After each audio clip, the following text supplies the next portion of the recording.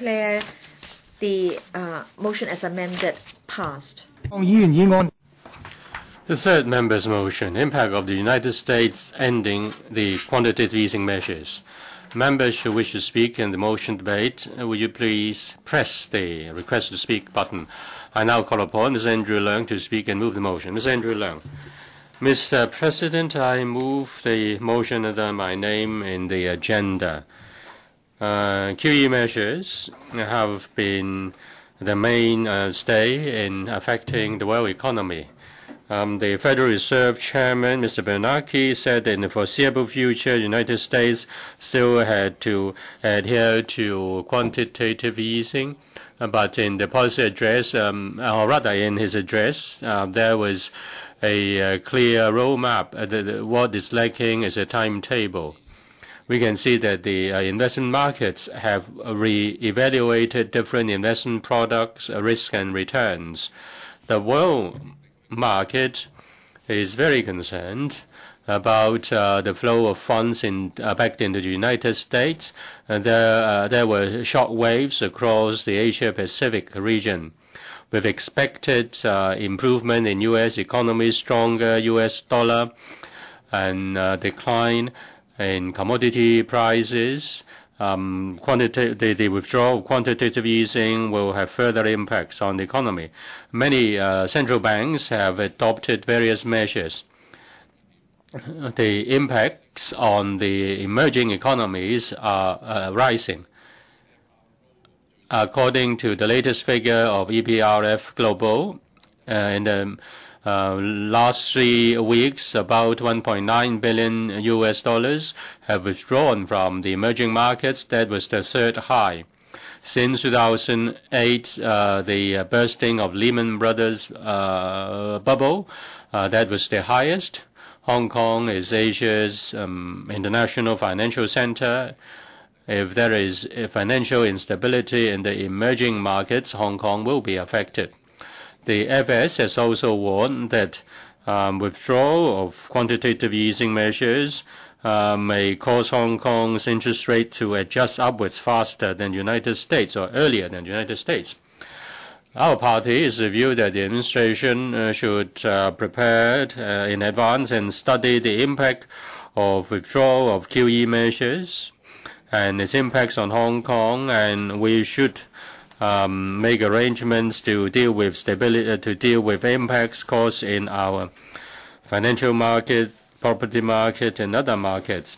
The administration should help people to face inflation or deflation, which are likely. Now, with the mooting of withdrawal of quantitative easing, fixed income market declined. In fact, a bank in Hong Kong revised fixed interest rate from 2.3% by 50 basis points or 500 basis points. Another bank's fixed interest mortgage ended in June, and there is no new proposal to continue that. The response by Hong Kong banks is related to the adjustment in the U.S. market. They are adjusting to QE measures, ending of QE measures. And there may be increase in borrowing costs, and banks may therefore tighten their mortgages, and that will have an impact on Hong Kong's economy. Whether it is the U.S. bond or the U.S. bond market or Hong Kong bond market, 10-year bond benchmark has risen by quite a substantial margin. Now, those who have mortgages, they are now paying a low interest rate. If banks have shortage of funds, then there will be pressure on rising interest rates. To maintain the same affordability level, property prices may have to decline by 25%. Now, the HKMA has tightened mortgaging, banks are forced to raise mortgage rates.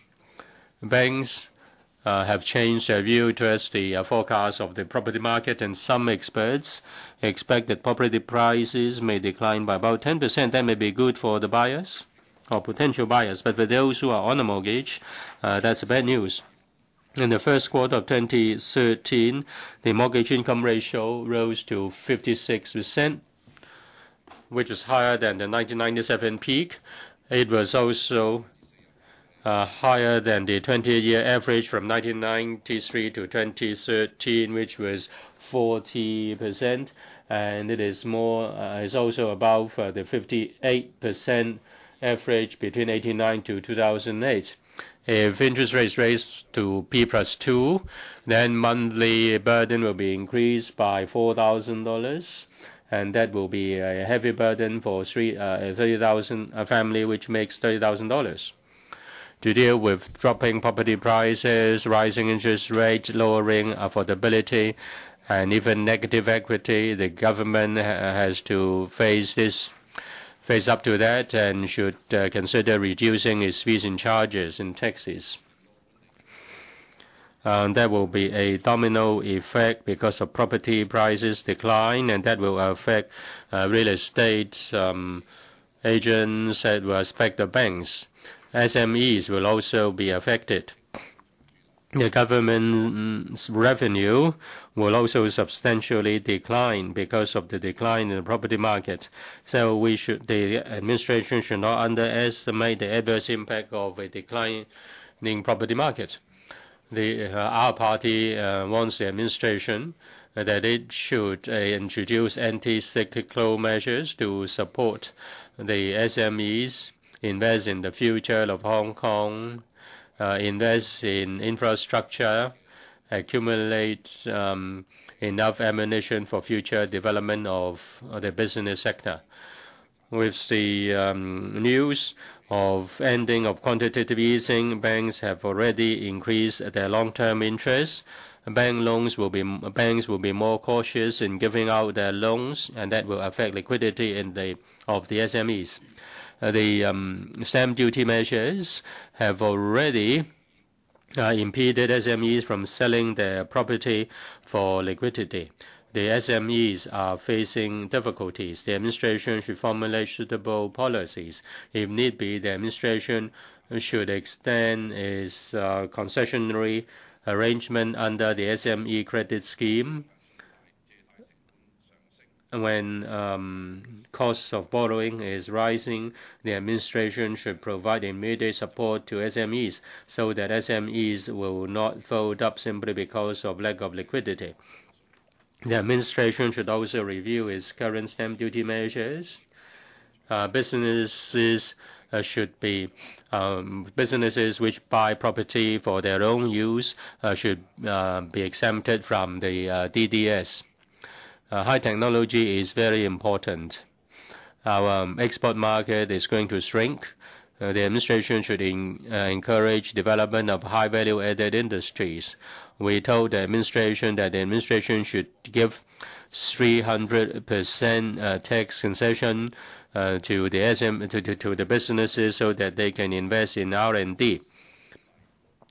This will encourage the businesses to prepare themselves for the next upturn of the economy. There are many Korean film stars. The Korean influence has been very strong. After 1997 financial crisis, the Korean government invested a lot on cultural industry. They adopted a top-down approach, a government-led approach, and they also provided policy support to innovation, research and development, and the people buy their own products to support businesses of their country. Because of government policy support within a short period of time, Korea is able to form a system for innovation and technology. In 2009, in May, the Korean government set up the KOCCA, for coordinating everything related to the development of the cultural industry. And it also introduced measures to protect copyrights. The government also enact laws and give tax concessions to encourage businesses to make investment in cultural industry. In 2011, cultural industry accounted for 31% of GDP. Earlier on, the Korean government said that they would increase about 2.4 million jobs in relation to the cultural and creative industries. In the past, Hong Kong films was a brand name and had high acclaims among the communities in Southeast Asia. We had an edge. The administration should learn from the experience of the Korean government. It should set up a semi-government body, a platform to focus efforts on building up the Hong Kong brand and building up creative and innovation and cultural industries. The PRD is now restructuring its economy. The administration should amend Section 39E of the IRO so that processing industries, the machinery for processing industry can be that are used in the mainland can be given a tax depreciation allowance in Hong Kong. With the rising of the tourism industry in 2012, total number of visitors to Hong Kong rose by 16% year-on-year to 48 million. And the Kai Tak terminal was opened in June.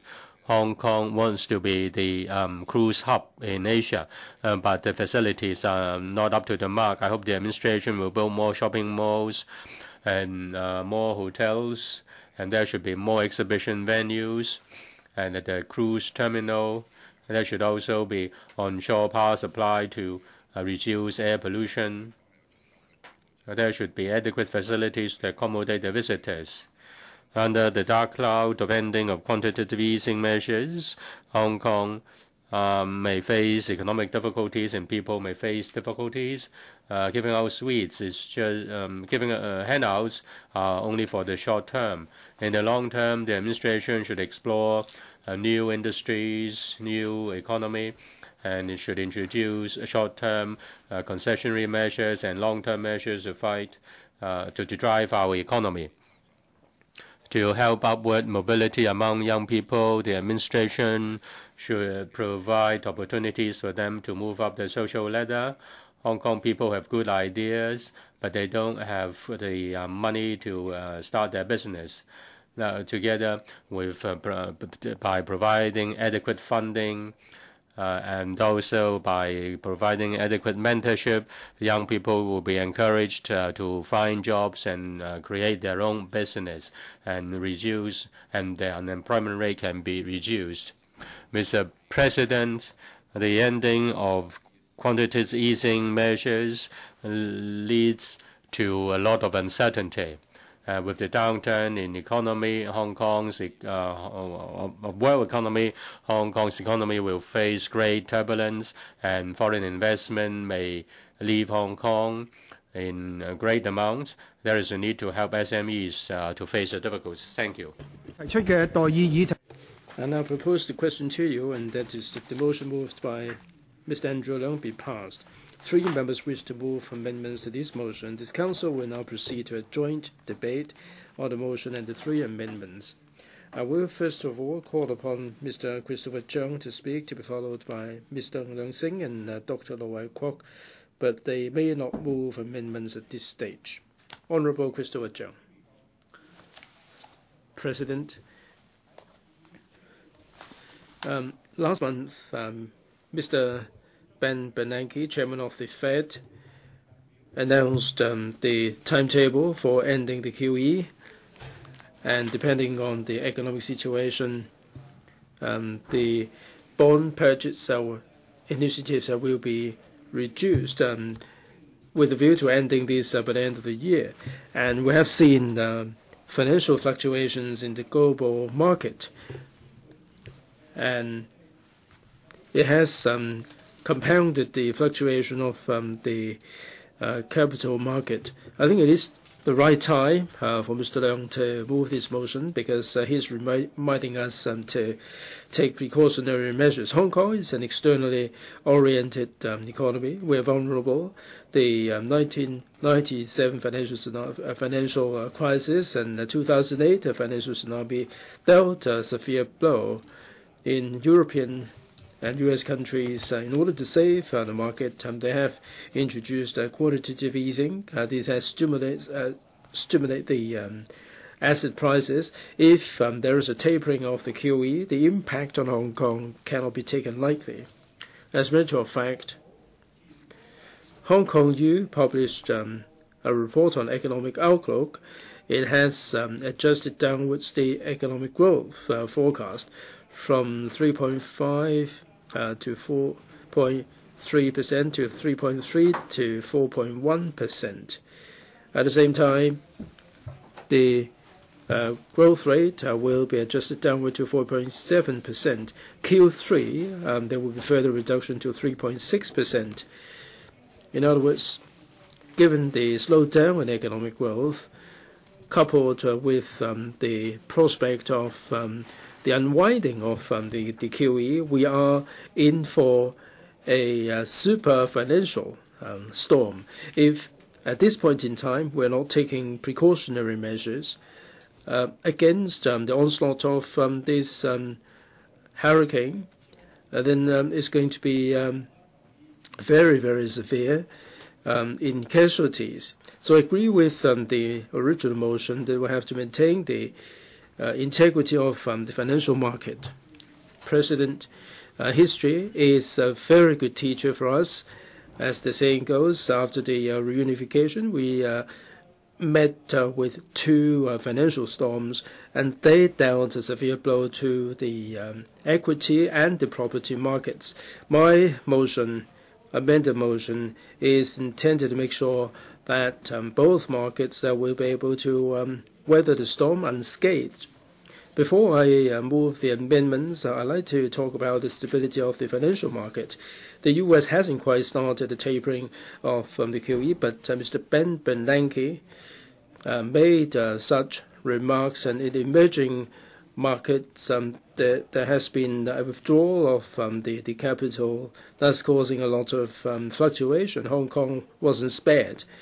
As soon as there is an unwinding of the QE, the storm will be severe. At this point in time, it will be difficult to foresee how it's going to happen. The situation now is a little bit different from 1997 when we were hit by speculation. We have so many derivatives in Hong Kong. The turnover is very high. The trading volumes are so high, much higher than the government bonds. It would be like keeping the front door and back door open. Now we have all the doors open and all the windows open, and we're defenseless completely. If there are speculators hitting Hong Kong, then it would be hard for us to do what we did in 1997 and score success. So I hope that the administration would strengthen the risk management for the derivative products, and so that people cannot manipulate the market and cause market fluctuation. And let me turn now to the real estate market. Members are probably aware that on Sunday there were so many real estate agents and victims of the drastic stamp duty measures who demanded measures to rectify the situation. The transaction has been dropping drastically because of all these drastic measures. The trades on the periphery of the real estate market, like decoration and so on, are suffering. In my amendment, I'm not talking about any particular trade. I'm talking basically about the overall interest of Hong Kong. In October last year, the government introduced the BSD and the ad valorem stamp duty, and also the SSD, the double stamp duty. That has twisted the property market severely. The investors have really disappeared from the market. I don't really think that members would like to see the market soar. But if the market takes a turn for the worse, I'm sure that all these measures would compound the correction of the market. I don't think we want to see a repeat of the 85,000 unit saga. The government should evaluate the situation and withdraw or adjust all these drastic measures at the right time. This morning, the chief executive said that there would be sufficient land supply before considering withdrawing these drastic stamp duty measures.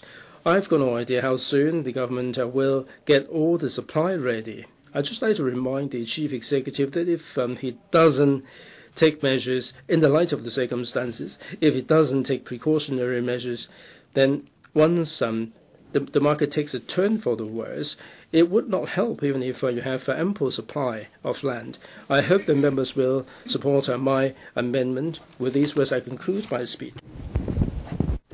Mr. Leung-sing. Mr. President, Mr. Leung's motion today is really timely. In early 2007, the USA underwent a financial turmoil which has not yet ended. So we need to do something about it. In 2003, the New Era Mortgage Corporation with the U.S.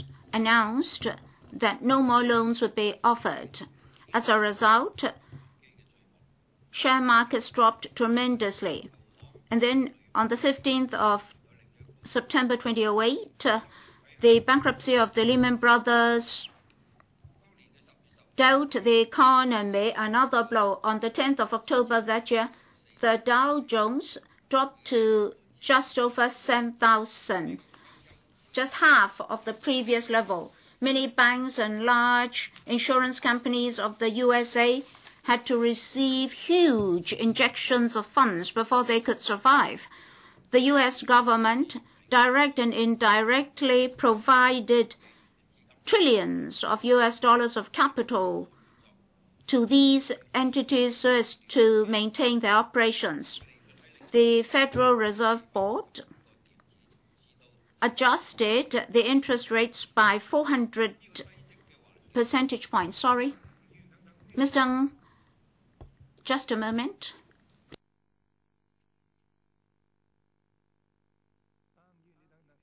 Mr. Ng, please wait.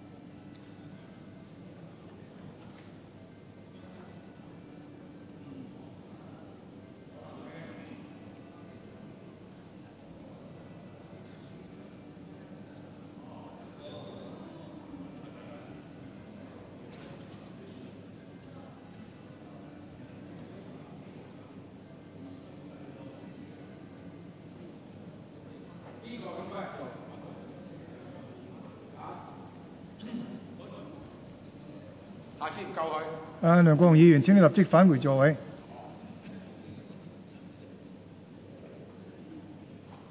吳亮星議員。Mr. Leung-sing. Low interest rates are still with us today. The super low interest rates had been commented on by Mr. Greenspan, saying that that was once in a century. That was to describe the severity of the financial crisis. Starting from 2008, the U.S. Fed, on a large scale, purchased bonds through transfers around accounts. Notes were printed. At that time, those measures were known as QE measures. By March this year, $23 trillion had been injected into the market. If the interest rate is suppressed to below 6.5%, is already right. But by June this year, the unemployment rate had dropped from 10% in 2009 to 7.6% now. The financial crisis has lasted 6 years. In fact, that was brewed in the early 1980s. At that time, both USA and UK were under the influence of the new economic freedom philosophy. Mr. Rubin, the then Minister of Finance, together with Mr. Greenspan of the Fed, enhanced regulation of investment tools such that financial institutions and banks can together operate. And toxic products have been produced. 2 mortgage corporations of the USA made stocks tools of investment, and then they were delinked from the regulatory regime. Such products were allowed to be sold and purchased globally. The fiscal policies then resulted in unaffordable public purchasing homes. As a result, the economic bubbles were created and bad debts also resulted. In that financial crisis, relatively speaking, the impact on Hong Kong is rather minimal, because in Hong Kong, we still observe the 70% mortgage threshold. By the end of March 2013, only 2.3% of our mortgages were below the threshold. Equal quantities of US dollars would be required to support the currency base. Besides, Hong Kong's banks are solid and robust. They have sufficient capital, which is always above the statutory requirement. Besides, our public financial system is very stable and robust. Debts were issued with a restricted scale. There are no QE measures, so there's no withdrawal of fund investment or injection. But Hong Kong is a free economy. Capital can freely flow in and out of Hong Kong, and our economy is very much affected by the interest rates of the U.S. So if the U.S. is to withdraw its capital injection, Hong Kong will be affected. On the 21st of June, the Financial Secretary spoke about the withdrawal from the market by the U.S. He asked us to do risk management well. In my opinion, from the viewpoint of macroeconomy and financial management, I can supplement on the FS remarks. In my amendment, I mentioned 3 aspects. First of all, capital flow. And then we have to ensure the normal operation of the financial structure. And then we should suitably support our enterprises. First of all, about capital flow. On the 8th of July, the surplus of our banks is 13.3% of our currency base. Capital came from outside Hong Kong. If you look at the Hong Kong MA's record, in 2008, the surplus was only 4.7 billion Hong Kong dollars. But then in December 2008, that increased to $158 billion. If the balance remains at the acceptable level, Hong Kong dollar may rise in value. Therefore, I suggest that starting from now, the overall balance should be controlled to guard against short-term fluctuations impacting on our financial system. Besides, our financial infrastructure is ever improving. The government requires financial institutions to conduct pressure tests or stress tests to test the degree of risks. Overall speaking, our financial system can face its stress tests in accordance with the phased withdrawal of the QE measures of the USA, and we should have appropriate and ample data to support our move. And then at the end of 2008, the interest rate already dropped to almost 0%. And the interest rates in Hong Kong followed for over 5 years. If you look at history, that's the lowest interest rate environment for decades. As a result, interbank interest rate for 3 months was as low as 0.4%. Therefore, housing mortgage interest rates have maintained at a low level for a long, long time. Therefore, objectively, there is room for upward adjustments. If interest rates rise, to enterprises, in particular SMEs, their financing costs will be affected, and the repayment ability of enterprises will also drop. There may be a credit shrink on the part of the financial institutions. Thus, enterprises may collapse. So apart from reminders from all sectors of the community, the government should work out contingency plans to cope with the impact of the volatile financial market in future so as to maintain the stability of Hong Kong. Mr. Wai-kwok. Mr. President, I support the motion of Mr. Leung strongly. The Fed Chairman, Mr. Bernanke, in June announced that the U.S. will gradually end its quantitative easing measures. As a result, the world financial markets were in turbulence. We need to urge the administration to watch the situation closely, to guard against risks, and monitor the impact on the world economy by such measures. The government has to be prepared. The administration should formulate suitable policy and implement those policies to strengthen our economy and help SMEs and members of the public to face the new order arising from ending of quantitative easing. I also support the amendments by Mr. Christopher Chung and Mr. Leung-sing. There is a need to ensure stability of our financial system and maintain economic growth. Suitable measures should be introduced, including reviewing and even withdrawing the double harsh measures, i.e., the SSD and DSD, to prevent the reoccurrence of negative equity. The withdrawal of the QE measures will have different impacts on different economies. The Fed said that there were 2 indicators. One, unemployment rate falling below 6.5%. Number 2, inflation rate more than 2.5%. These are 2 indicators.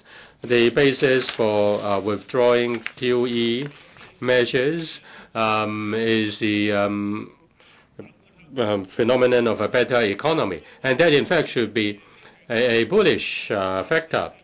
Hong Kong is an open economy, and we are subject to external economic influence.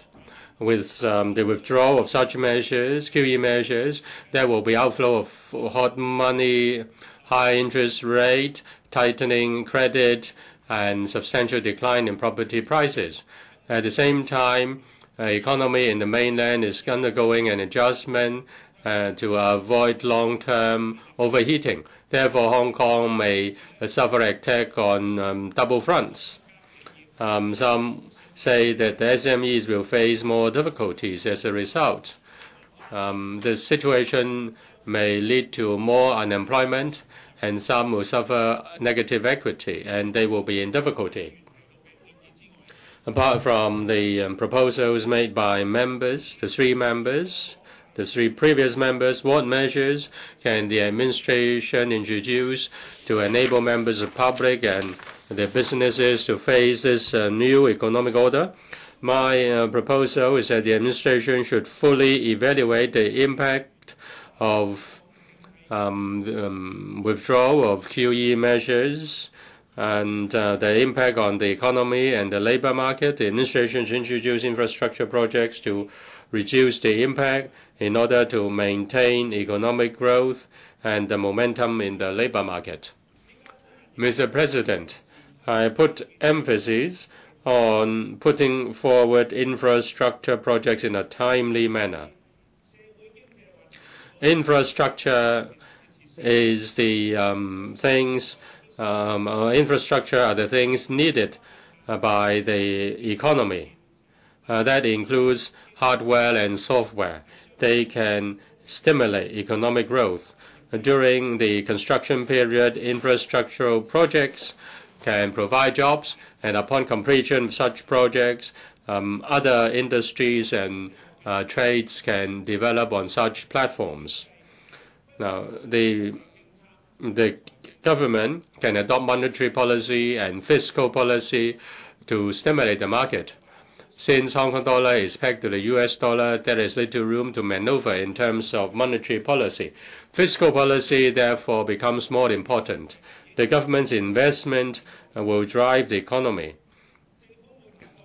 Every dollar invested in infrastructure will have a multiplier effect. Infrastructure projects will help to enhance the development of a community, enhance its competitiveness, and drive sustainable growth. This is better than the one of giving out money. Many governments regard investing in infrastructural projects as an important measure to stimulate the economy. The Ministry of Finance of the UK announced in June that it would implement an infrastructure investment project of £100 billion in traffic and transport, housing, and flood prevention. As for Hong Kong, we also have a track record. You may recall vividly in 1998, or rather 1989, the British Hong Kong government announced a series of infrastructure projects, including building the new airport and related measures, including the Chek Lap Kok Airport, the airport railway, Lantau Fixed Crossing, North Lantau Expressway, West Kowloon Reclamation, Route 3, Western Harbour Crossing, West Kowloon Express, West Kowloon Reclamation, North Lantau New Town Phase 1. Since it painted a rosy picture, it was called a Rose Garden Program. The implementation of this program did help to drive Hong Kong's economy. In 2007, the former CE in his policy address announced his 10 major infrastructure projects, including South Island Line, Sha Tin Central Line, Tuen Mun West Bypass, Tuen Mun Chek Lap Kok Link Road, a cross-border project, the Hong Kong Shenzhen Express, Hong Kong Macau Zhuhai Bridge, and then joint development of the loop with Shenzhen. And there are the WKCD project, Kai-Tech Development Project, and NT Northeast Development Project. These 10 infrastructure projects, some are approaching completion, some are just in the planning stage. Development in NT Northeast is still under dispute. Mr. President, I urge the administration to implement infrastructural projects in a timely manner, not because I urge the administration to introduce infrastructure projects in a hastily manner. The administration should prepare in advance and should do its planning well in advance. In respect of the 5 major railway projects which are going at full steam, there is a need to plan for subsequent railway projects. From conceptual planning to design to implementation to operation, more than 10 years are needed. The administration should formulate long-term plans for infrastructure projects. It should also review existing lists of infrastructure projects of all sizes and set its priority. As for those that are on the agenda or that are at a mature stage, preparation should be made, and if need be, they can be launched immediately according to the needs in the market. And they should consider the interrelation with existing infrastructure projects to make sure that there are adequate manpower and other resources. Projects, large-scale projects, can be broken up so as to speed up implementation. This will also enhance SMEs to participate. This will give a fair opportunity to them. The SARG should plan in advance.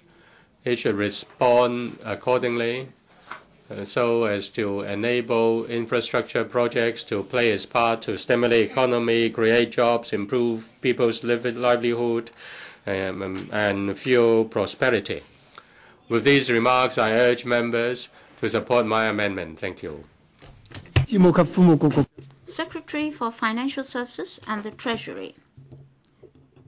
Mr. President, Hong Kong is an open outward economy that is easily affected by external economic performances and the monetary and fiscal policies of the world's major economic entities. Overseas central banks adopt quantitative easing, QE measures, to promote their real-term economic growth, and the economic recovery of advanced jurisdictions should be able to benefit other economies in general. However, QE measures also lead to rising asset prices, while not necessarily boost the confidence of enterprises in economic prospects. Persistently low interest rates do not match the cycle of Asian economies, including Hong Kong, and have led to uncertainties in the financial markets of the region and Hong Kong. In recent months, the market was increasingly concerned about when and how the global currency policies could return from extreme easing to a more normal level.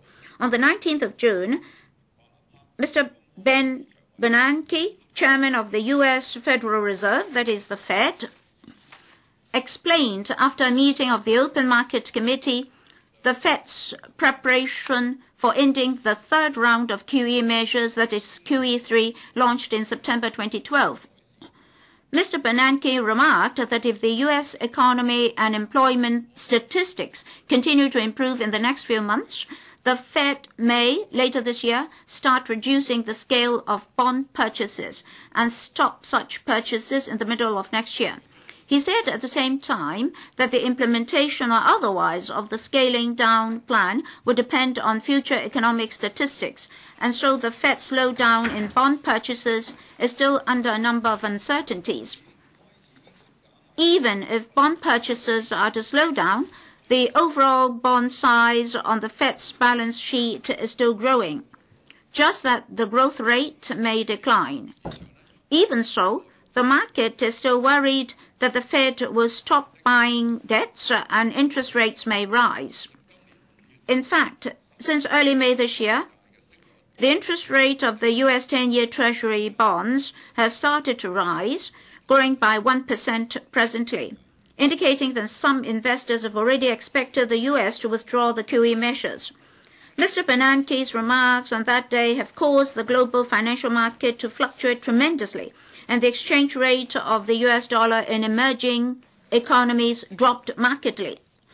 bond interest rates rise, and the stock market was weakened. After reaching a record or many-year high in May, the stock market of the US, Europe, and Japan started to decline. As for the local stock market, after the Fed announced preparations for ending the QE measures, the Hang Seng Index dropped by 5.6% in 3 days. In the first half of this year, the Hang Seng Index dropped by 8.2% overall, and the market continued to fluctuate recently. This fluctuation is also manifested today because of yesterday's remarks of Mr. Bernanke. Today, the Hang Seng Index rose by 532 points. I believe this volatility will continue. Although the stock market is more volatile, the Hong Kong dollar and interest rates remain stable. At present, there is no evidence of large-scale capital outflow. Even so, the prospect of the global economy is still uncertain, meaning market sentiments and expectations may change rapidly, and the direction of capital flow and cyclical changes in the property market may be put under higher risk in the short term. There are signs of revival for the U.S. job market and retail businesses, but it is still uncertain of the U.S. economy, if the U.S. economy can grow quicker further in the next few quarters. Europe's economy is weak.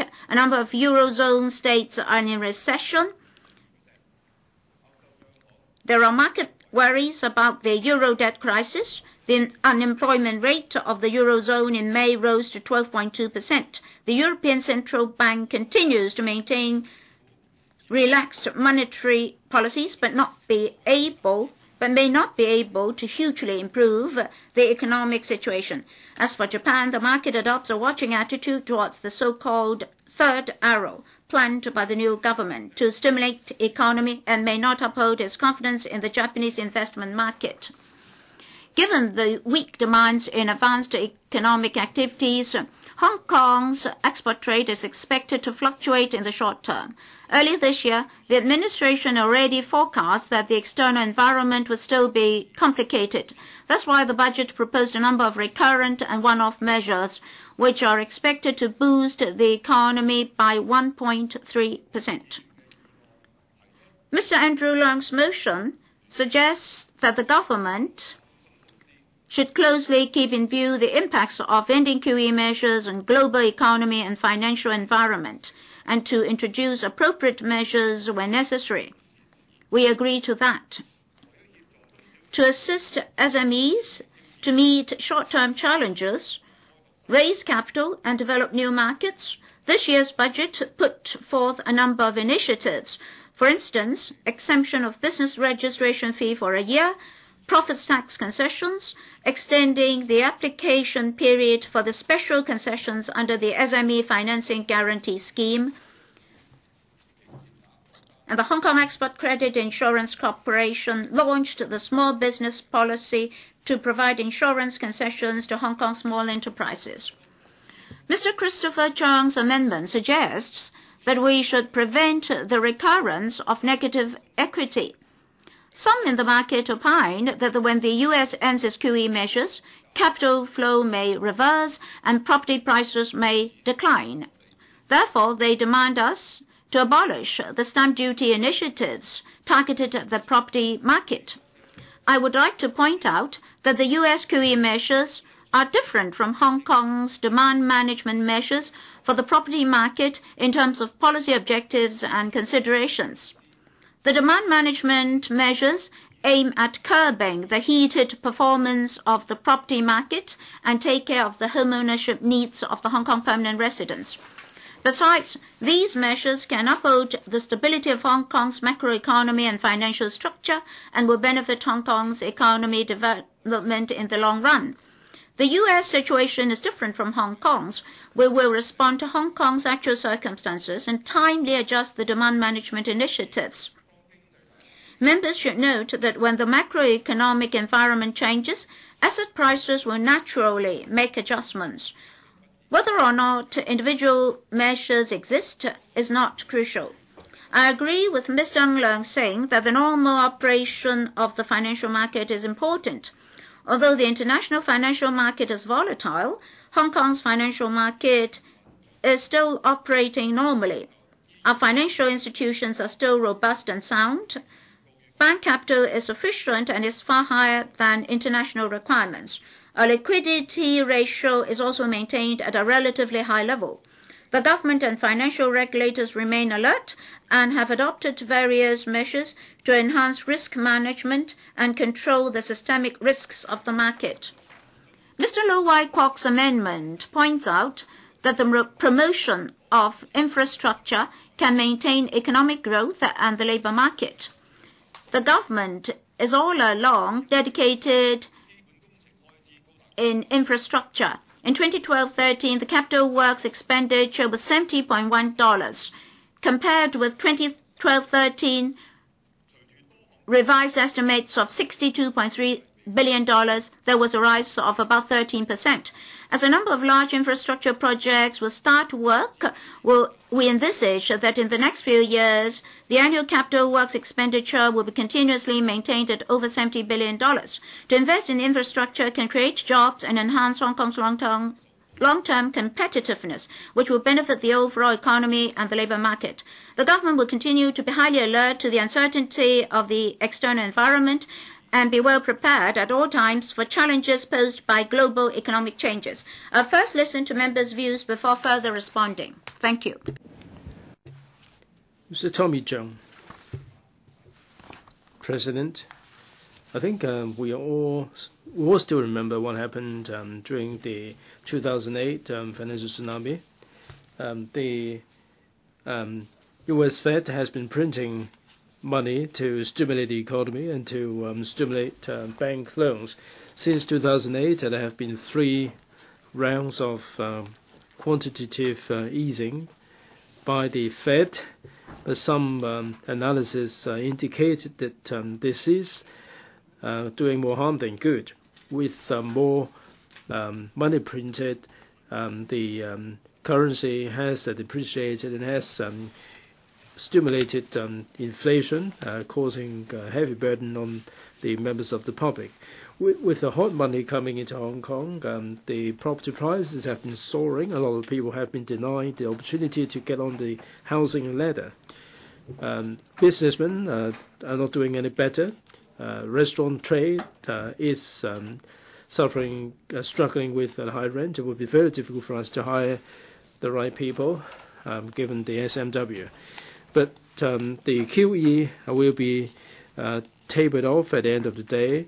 Mr. Joseph Yam, the former Hong Kong MA chief, told us that these measures will not be here forever. The U.S. economy and the employment market have improved. President, I try to look for premises in San Francisco. I try to hire people. The economy has been doing so much better there. The jobless rate has come down from 8.1 to 7.6%. So the Fed chairman, Mr. Ben Bernanke, talked about the tapering of the quantitative easing, which has been around for 5 years. Once this got out, the Hang Seng index plummeted. There are rumors of capital outflow. According to PFR, tracking the capital between April and May, there have been $3.4 billion that has been taken out of the market. So this shows the significant impact on the market. The equity market is subject to fluctuation, but a lot of individual investors may not be aware of the risks arising from this unwinding of the QE. Without any researchers, if they venture into the market, they will be victimized by the big players. So the government has to step up publicity and remind the investors to pay attention to the risks and invest according to their ability, lest they incur losses. The government should also monitor the flow of the capital. Measures should be formulated to prevent the impacts arising from the fluctuation of the market. President, talking about the QE impacts, I have to talk about the property market. The property market has been rising, and the government got it wrong and introduced 3 drastic measures to curb the market: the BSD, the buy stamp duty, the SSD, special stamp duty, and the DSD, the double stamp duty. All these exceptional measures introduced make sense if they are targeted at the speculators, but it is unreasonable to catch the genuine buyers as well. Now, with the tapering of the QE, the interest rate is likely to rise. The property market may take a turn for the worse. The prices may plummet, and people may be caught in negative equity. So, given the unwinding, the prospect of unwinding of the QE, the government should withdraw these drastic measures. Hong Kong is an externally oriented economy. We're vulnerable to external factors. The government should pay particular attention to the implications that this will have on the SMEs. The SME index for Q3 shows that manufacturing and import and export registered 43.6 and 49.5% respectively, lower than the 50%. According to some analysis, the manufacturing sector will fare worse than other sectors, and the mainland economy has also slowed down. The SMEs are facing a double whammy here. I mean, the situation is worrying. The catering trade has seen the business for the first 6 months of this year come down by single or double digits. So the authorities should review the measures in support of the SMEs and see whether they are adequate. Financing is a very big problem for the SMEs. With the QE unwinding, the interest rate will go up, and the loan guarantee scheme should be regularized, or they should be extended for at least a year. The special loan guarantee scheme should be relaunched to help the SMEs to face the cash flow problem, which is getting worse. President, the original motion and the 3 amendments urge the government to pay attention to the QE unwinding's impact on the property market. Mr. Chung suggested that the drastic stamp duty measures should be withdrawn. We support that. The Liberal Party supports that. Mr. Wai-kwok proposes that infrastructure projects should be launched. The government should pay particular attention to the shortfall of manpower in the construction trade in order that the progress will not be stalled. Thank you. Mr. Ting-kwong. President, yesterday, the Fed Chairman, Mr. Ben Bernanke, made some speeches regarding the QE unwinding. It seems that there is some adjustment to his attitude. By end of June, when this was announced, the equity markets in Hong Kong and the mainland have suffered very big shock. There are some news that the PPOB is suffering from a liquidity problem, and the loans will be tightened. The finance market has been subject to great impacts, and people are concerned that there will be global shocks as a result of the QE tapering. Hong Kong's economy is inextricably bound up with the mainland market. If there is an end to the QE, and if there is fluctuation in the mainland market, Hong Kong will be suffering from unprecedented blow. The banks may not inject a lot of capital into the mainland market. In the coming years, there will be fluctuations. In the mainland, they will try to correct the economy by doing something about the risks. And in the U.S., there is some indication of economic recovery, and that's why they talk about the unwinding of the QE. But since the introduction of QE, a lot of hot money has flowed into various markets and the commodities market. It is expected that if there is a capital outflow back to the U.S., out of the regional market, then the asset market will face a plummeting in price, and there is also a likelihood of an interest rise to attract capital. For emerging markets, when the currency is not stable, there will be severe impacts, like the Southeast Asian countries. In the mainland, they have the exchange control. The impact may be less severe, but a lot of mainland capital is flowing in and out in the black market. So the government has to face up to this shadow banking sector and the flow of money in this particular sector.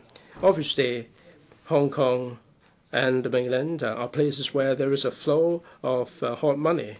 The unwinding of the QE would cause fluctuations in the market, and this is something the government has to face up to. The government has to face or pay particular attention to the shorting activities in order to avoid any severe impacts in the market. The government has to shore up the market and take precautionary measures. If there is an end to the QE, the interest rate will hike.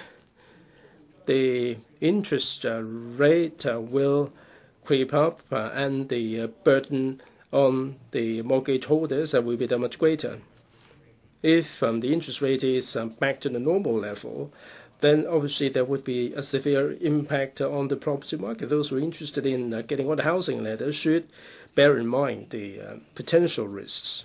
So there are suggestions that the administration should withdraw all these drastic measures that were meant to tackle the speculative market. Mr. Christopher Chung has moved this amendment to urge the administration to withdraw the harsh measures. The DAB has no objection to that. But at the present moment, the government should maintain the stabilizing measures, and depending on the economic situation, withdraw the drastic measures at the right time. President, Hong Kong's trade is vulnerable to external factors. Statistics show that export in 2012 Q4, the year-on-year increase stood at 6.7%, whereas, as a matter of fact, in 2013 Q1, the increase has been 8.8%.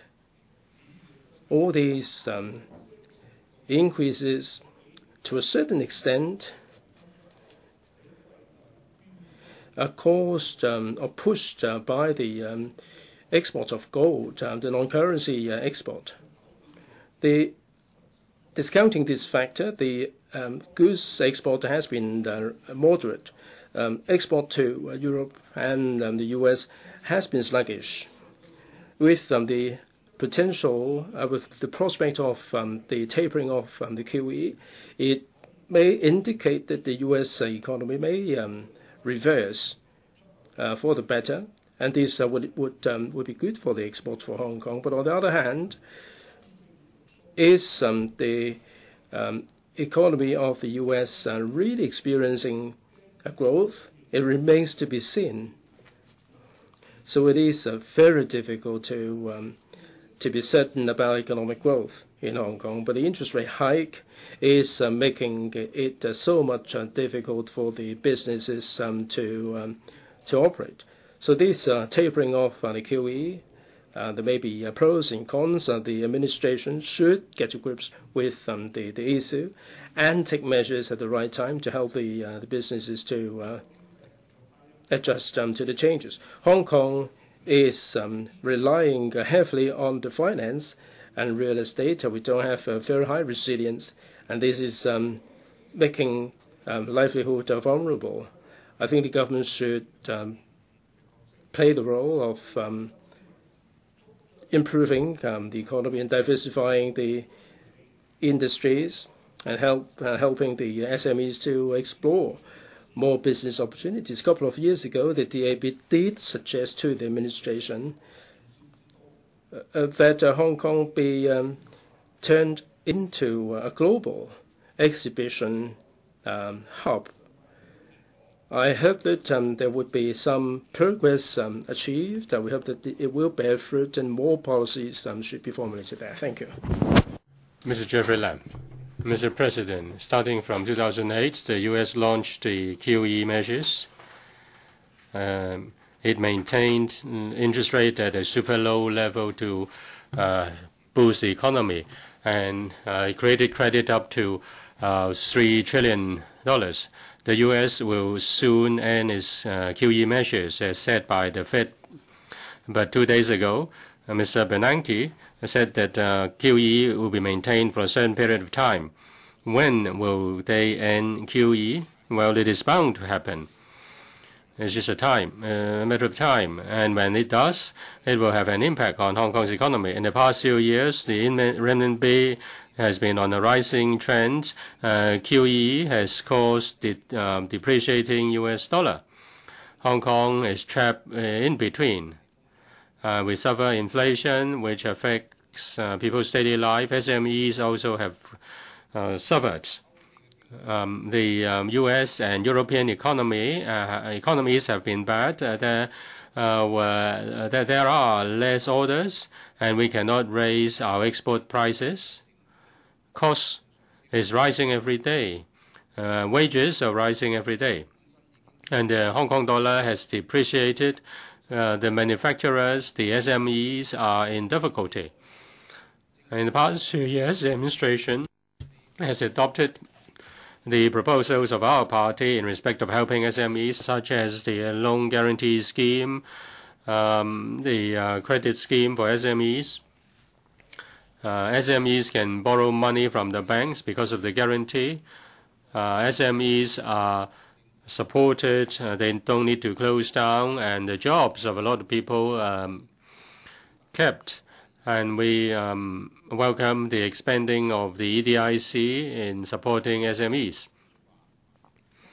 As for the speech, the announcement on withdrawing QE, and also mainland may tighten its money supply. SMEs therefore will have difficulties in borrowing money because of outflow of funds. Rise in interest rates will increase borrowing costs. But the ending of QE means a better economy in the U.S. We hope that there can be better export opportunities, and local businesses should be encouraged to invest in more R&D so that they can get more orders.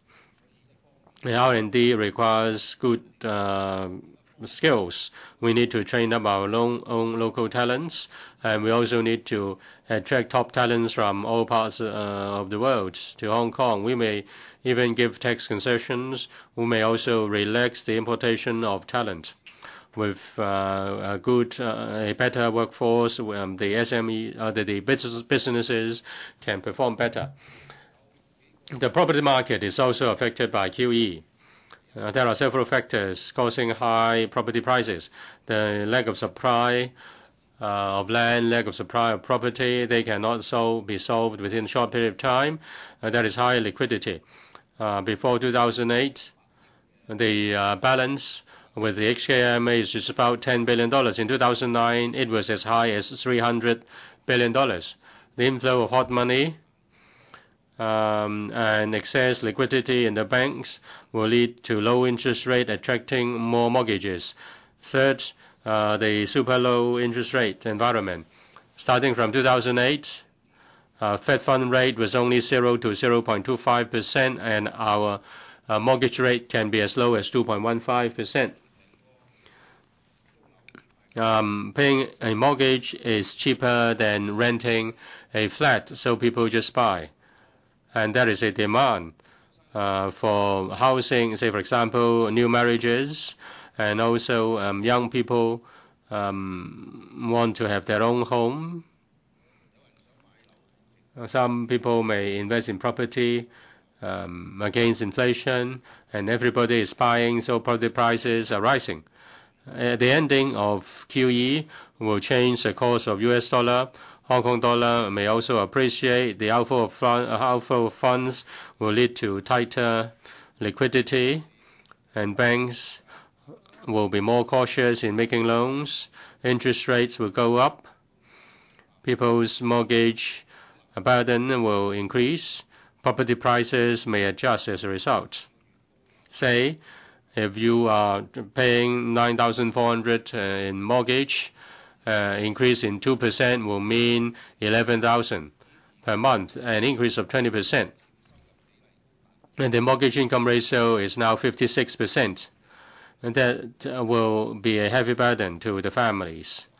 Mr. President, if we want property prices to go to a reasonable and affordable level, we should also be careful that the collapse in property market will not occur.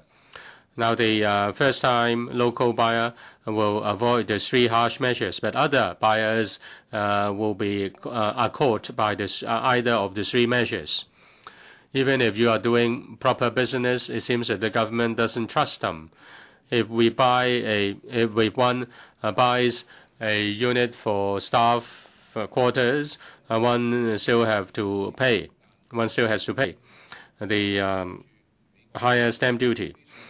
With the ending of QE, the harsh measures may deter buyers, putting pressure on the property market. When market becomes normal, the administration should consider whether these measures are needed. The administration has to be careful. It has to consider the overall impact on the community and on different sectors of the community. The government officials should listen broadly, and government officials should also be cautious in making remarks. They shouldn't speak like drunkards. The administration shouldn't just listen to those who are vocal. The administration should adopt a balanced view and consider the impact on different sectors. We hope that your governance can be improved so that Hong Kong can be better. Mr. Lam, Tai-fai. Well, Mr. President, I don't know there are drunkards among the officials. Now, the Fed in June proposed a timetable which would lead to ending QE. Now, the Fed may reduce purchase of bonds within this year, and it may end all QE measures in the middle of next year. And we have yet to see the actual measures, but just making such a remark has caused a substantial rise in bond yields. And also markets today, our stock market rose by 500 points or more. In the past, it dropped by more than 2,000. There is a widespread outflow of funds. Small IPOs have to be scrapped. And corporate fundraising has dwindled to 0 in China. And also renminbi exchange rate declined a bit. Now, there has been some improvement in recent days, but Hong Kong has a there is free flow of funds in and out of Hong Kong, and we should pay attention to the ending of QE and its impacts on property market economy, and the government should consider its policy on property market, its measures to deal with the economy. Now, with the introduction of the various harsh measures, the property market becomes very quiet. The measures, if they are not flexible, It will cause a drop in property market and also negative equity. Not even the property sector, but other sectors such as the service sector will also suffer. And there will be widespread unemployment. There will be widespread problems. Concerning these harsh measures, they should be suitably adjusted. They should even be waived. These measures are to dampen the property market so as to encourage people to buy property. The government doesn't want to cause the property market to collapse, but these measures have already caused a lot of a widespread loss of jobs. Those who are waiting to buy property will wait and wait for lower and lower prices. These measures cannot help people to buy their homes. The government should take into account the change in property market as one of the factors for changing its present policy. The government should send clear messages to people so that people can watch these indicators clearly. People are afraid that after they've bought property, their property decline in prices substantially and they suffer negative equity.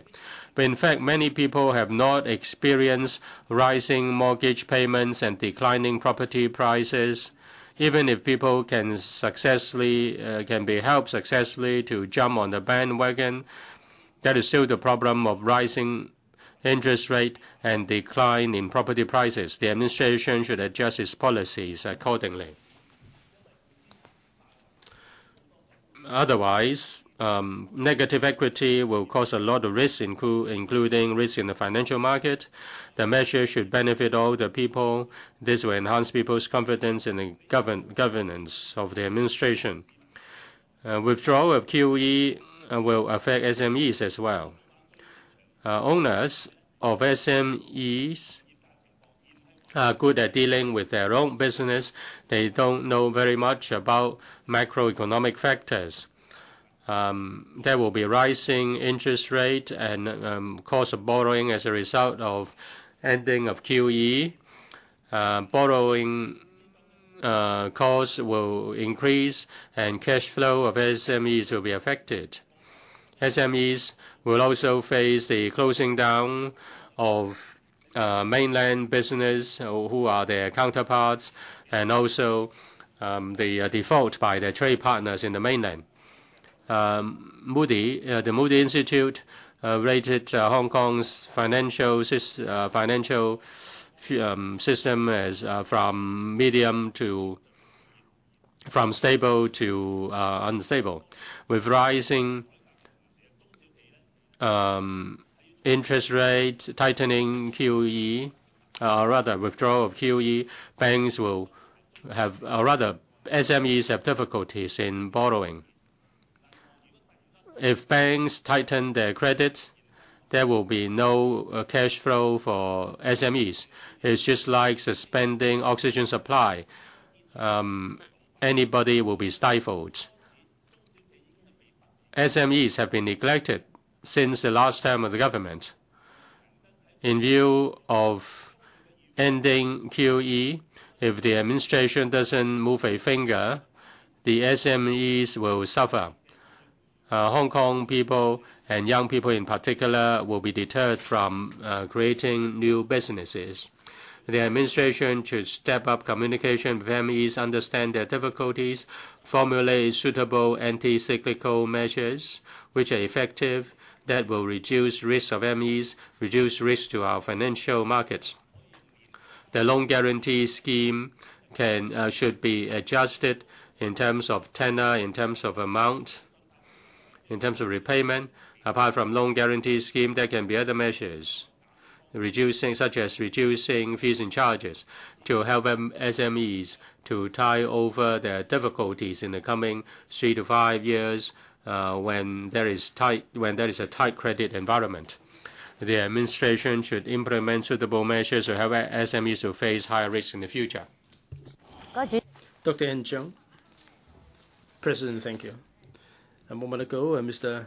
Jeffrey Lam requested a quorum call. He was ready to speak, but over there, there was nobody from the Pan-Democratic camp. He's very disappointed. This is a very important subject. It is a subject dear to the heart of everybody. If there is an unwinding of the QE, what impact will there be? I think this is the time for us to have uninhibited debate. Now everybody's gone from the Pan-Democrats. Well, I hope that the camera should pan over there to have a look how they respect our economy. Now here in this chamber, we're down to all those from the functional constituencies, except myself and Mr. Tam Yu-jung. The FC, Miss Dr. N. Chung, will you stop for a minute? Well, I can refuse. Dr. N. Chung, Mr. Lam Tai-fai is raising a point of order. Please be seated. Thank you, President, for the wise decision.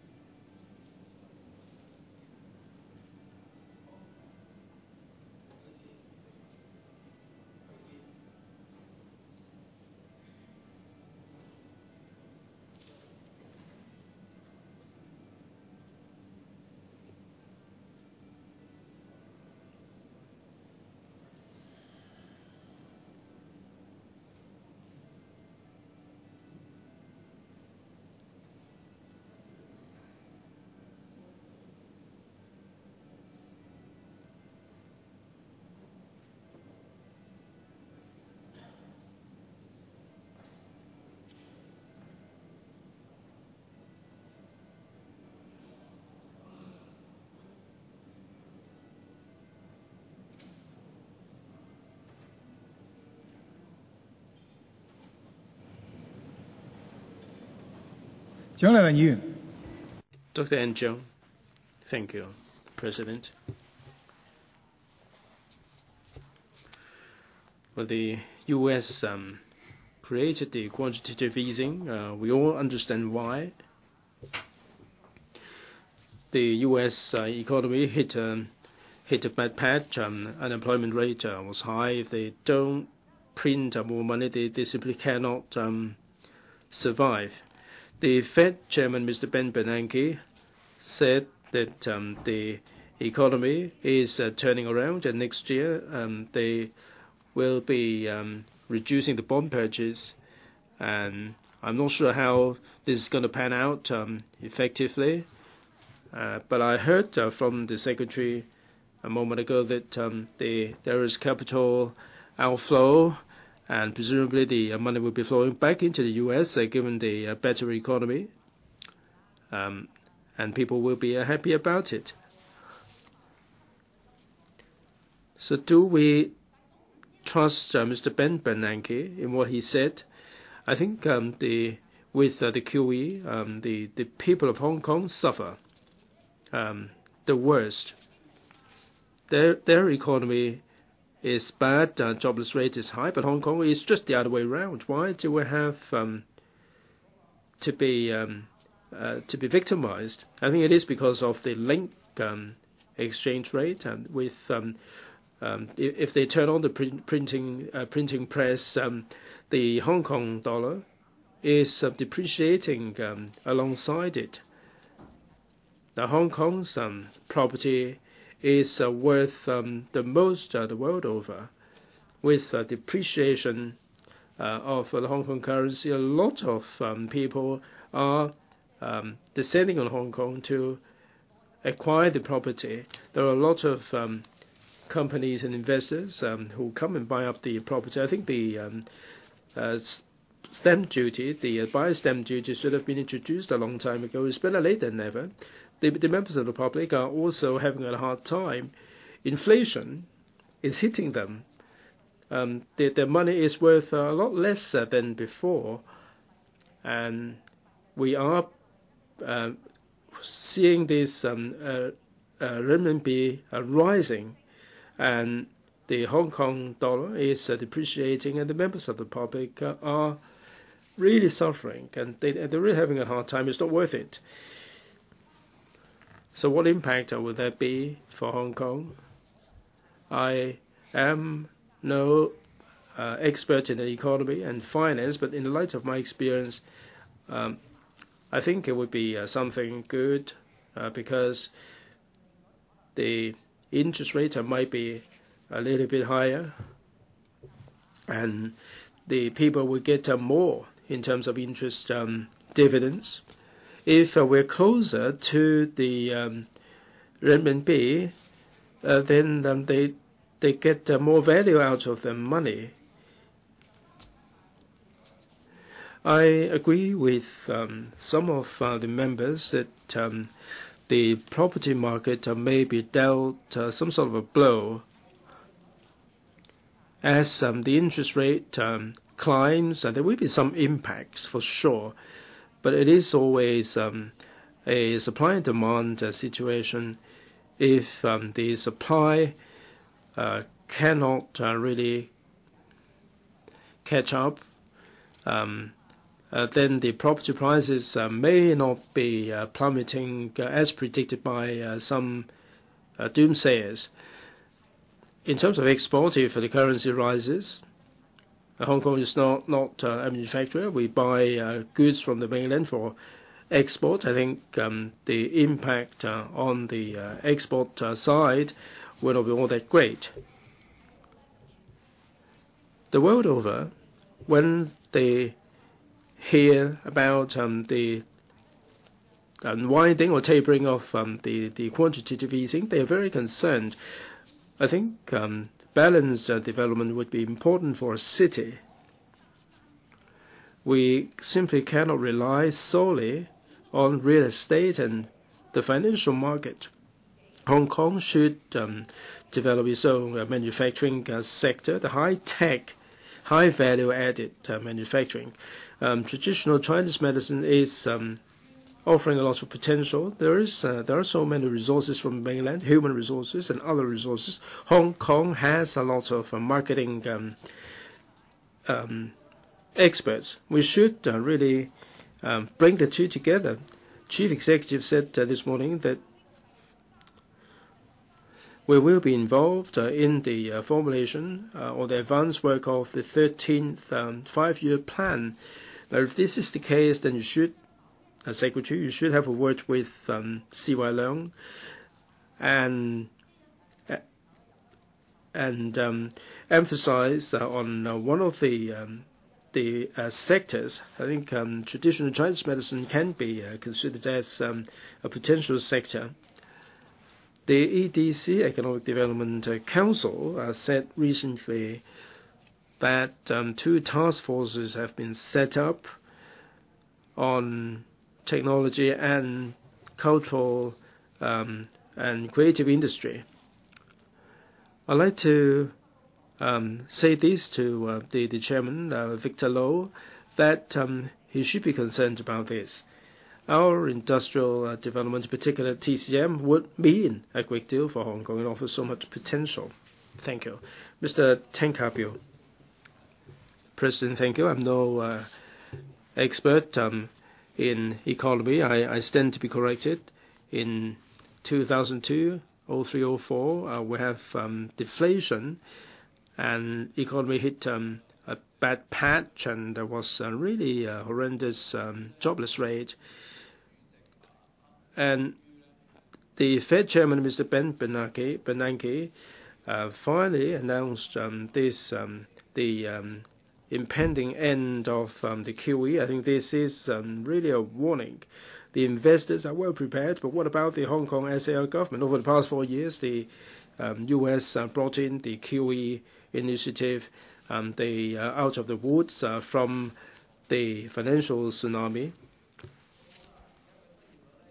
The jobless rate has come down from 10.2 to 7.6, and further down, it will be further down to 6.5. The U.S. is optimistic, but not the world over, in particular Hong Kong. With QE, we are suffering from imported inflation. Mr. Matthew Cheung said in response to the business sector, who asked him about the inflation arising from SMW, said that a lot of the inflation comes from the imported ingredients and imported goods. This is the cause of inflation. Now, the asset bubble has really been inflated. If the QE is tapered, then what's going to happen to the property market? Now, in fact, the property market should not be a vehicle for speculation. There are people outside from Hong Kong that are engaging in speculation. This is something that should not happen, but the grim reality that it is happening.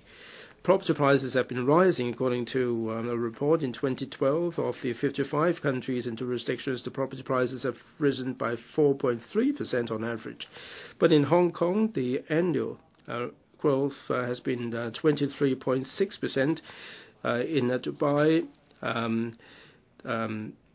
United Arab Emirates, we are having the highest growth. In 2005, with the interest hike, the property prices have stopped rising, but the asset bubble has been inflated.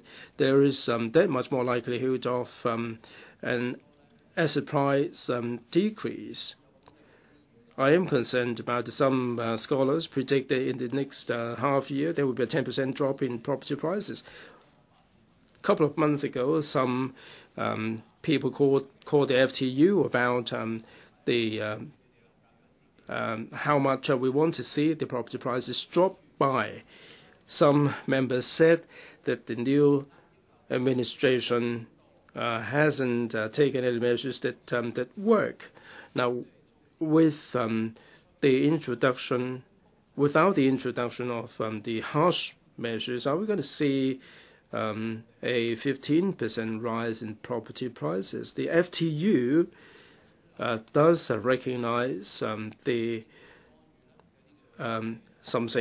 interference, or some say demand-side management. We do give recognition to the work undertaken by the new administration. I think we have to approach this impending unwinding of the QE with a new perspective. Now, today's motion, we support all of them, with the exception of Mr. Christopher Jones. Now, he's speaking on behalf of his sector. He's saying that I think he's a little bit biased about the harsh measures. We would abstain from this particular amendment. Now, without the harsh measures, now we've seen a 10% rise. Without the measures, we would have seen a bigger rise. Some said that the property transaction has really frozen. Now, if it has not been frozen, the end of the QE might have affected a lot more people. We do give due recognition to the government for what they have done, but I don't think you should be complacent. You should be well prepared for a reversal of the trend. We are particularly concerned about the interest rate hike. We don't care about the speculators, but for those who are genuine bona fide investors or homeowners, the impact will be great.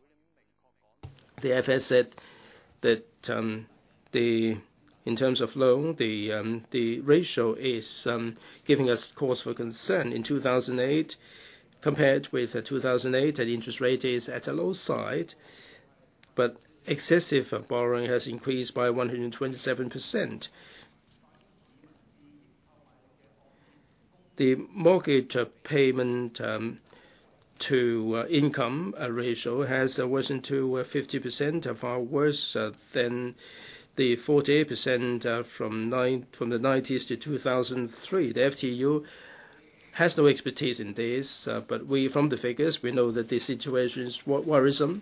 Will the end of the QE mean that there will be an interest rate hike? How much would it rise by? For those in the lower rung of the community, we are particularly concerned about it. I hope that there will be measures to be introduced to make sure that we can have a smooth transition. Dr. N. Chung said that we shouldn't really care about the speculators. Now, the finance and property take up 27-28% of GDP. I think we have to consider whether we should continue to move down this road, or whether we should really diversify our economy, bring back agriculture, manufacturing. We should not be parochial and focus solely on finance and property. Thank you. Mr. Winston Fang. Mr. President, in 2008, after the financial tsunami, the U.S. wanted to save the market, and therefore, at the end of 2008, it launched the QE measures. It launched 3 rounds. It print money, buy bonds in huge amounts, and suppress interest rate. There is worldwide liquidity. A lot of hot money flowed from one place to another seeking for investments. A lot of hot money flowed into Hong Kong because of the Hong Kong dollar peg. Hong Kong has a low interest rate environment. The exuberant property markets continue to increase heat, and is very expensive. Life becomes very expensive. Hong Kong people, in particular SMEs, suffer. We all know that these QE measures will not last forever. The chairman of the Fed, Mr. Bernanke, last month made certain comments on withdrawing QE measures. If the economy of the U.S. develops in line with the expectation of the Fed will gradually decrease the buying of bonds, and the buying of bonds will be terminated in the middle of next year. If everything goes as expected, many are caught short, and they The market considers that this is a clear message for withdrawing QE. This is faster than expected. As a result of his speech, there was a great volatility in the world markets. It shows that his speech had far-reaching implications on the world economy. This morning, he made another speech. He said that in the foreseeable future, a highly easing monetary situation should be maintained. But anyways, whatever he says, the government of Hong Kong has to pay attention to the situation in the U.S. as to when there is withdrawal of QE. The government should be prepared. There should be adequate measures to deal with this. First, there must be enough room for survival for SME. Turbulence in external market situation makes business very difficult for SMEs. SMEs have to face rising rent, rising wages. SMEs have difficulties in borrowing from banks. There is a loan guarantee scheme, but the procedures are very complicated, and they have to pay a fee, and the interest rate is not low. The help to SMEs is just better than nothing. I know that many SMEs have mortgaged their own property to raise enough working capital. With the ending of QE, there will be rising interest rates. SMEs will suffer in the first immediately.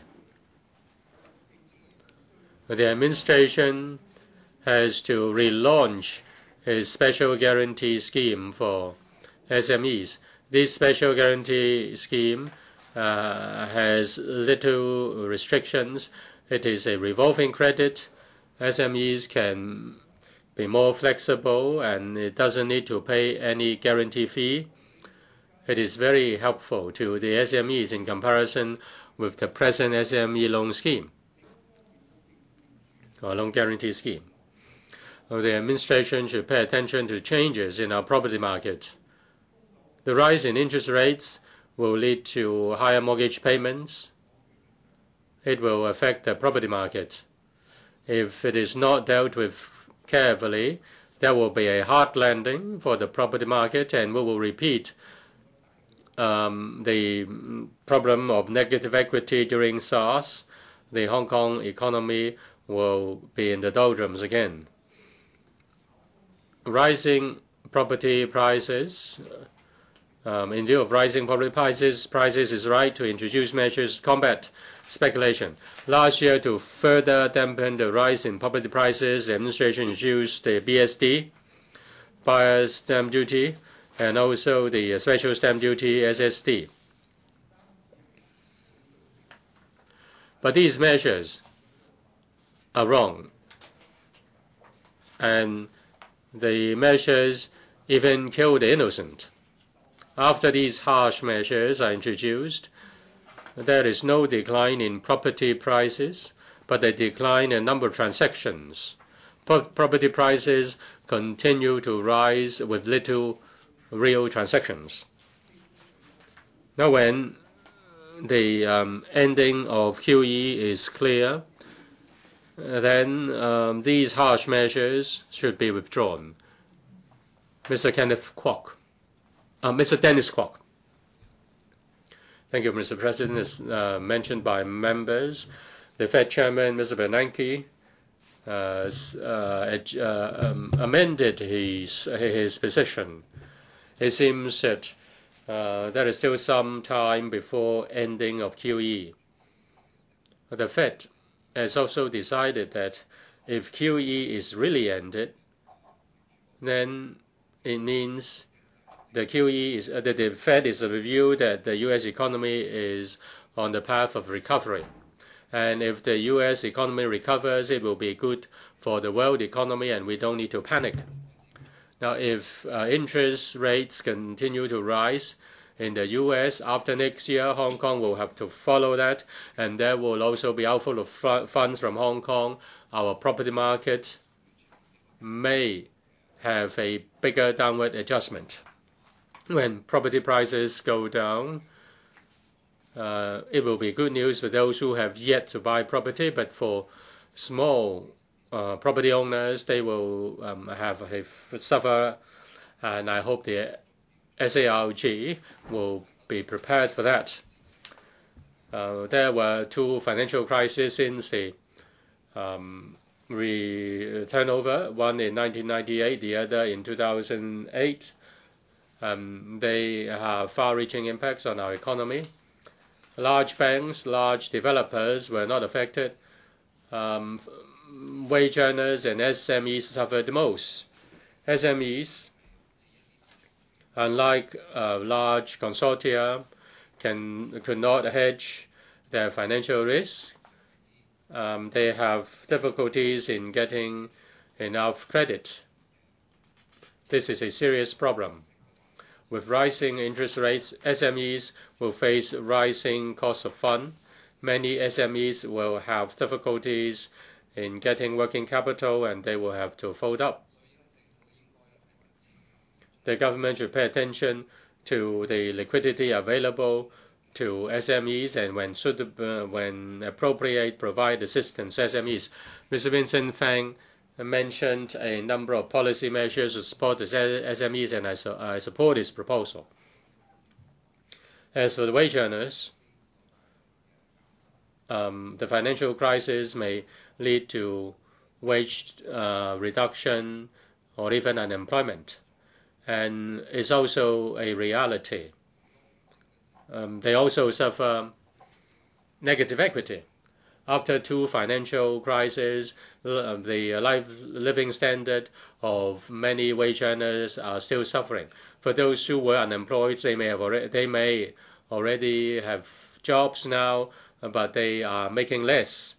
And for those who suffered wage cuts, their wages have not reached the previous level.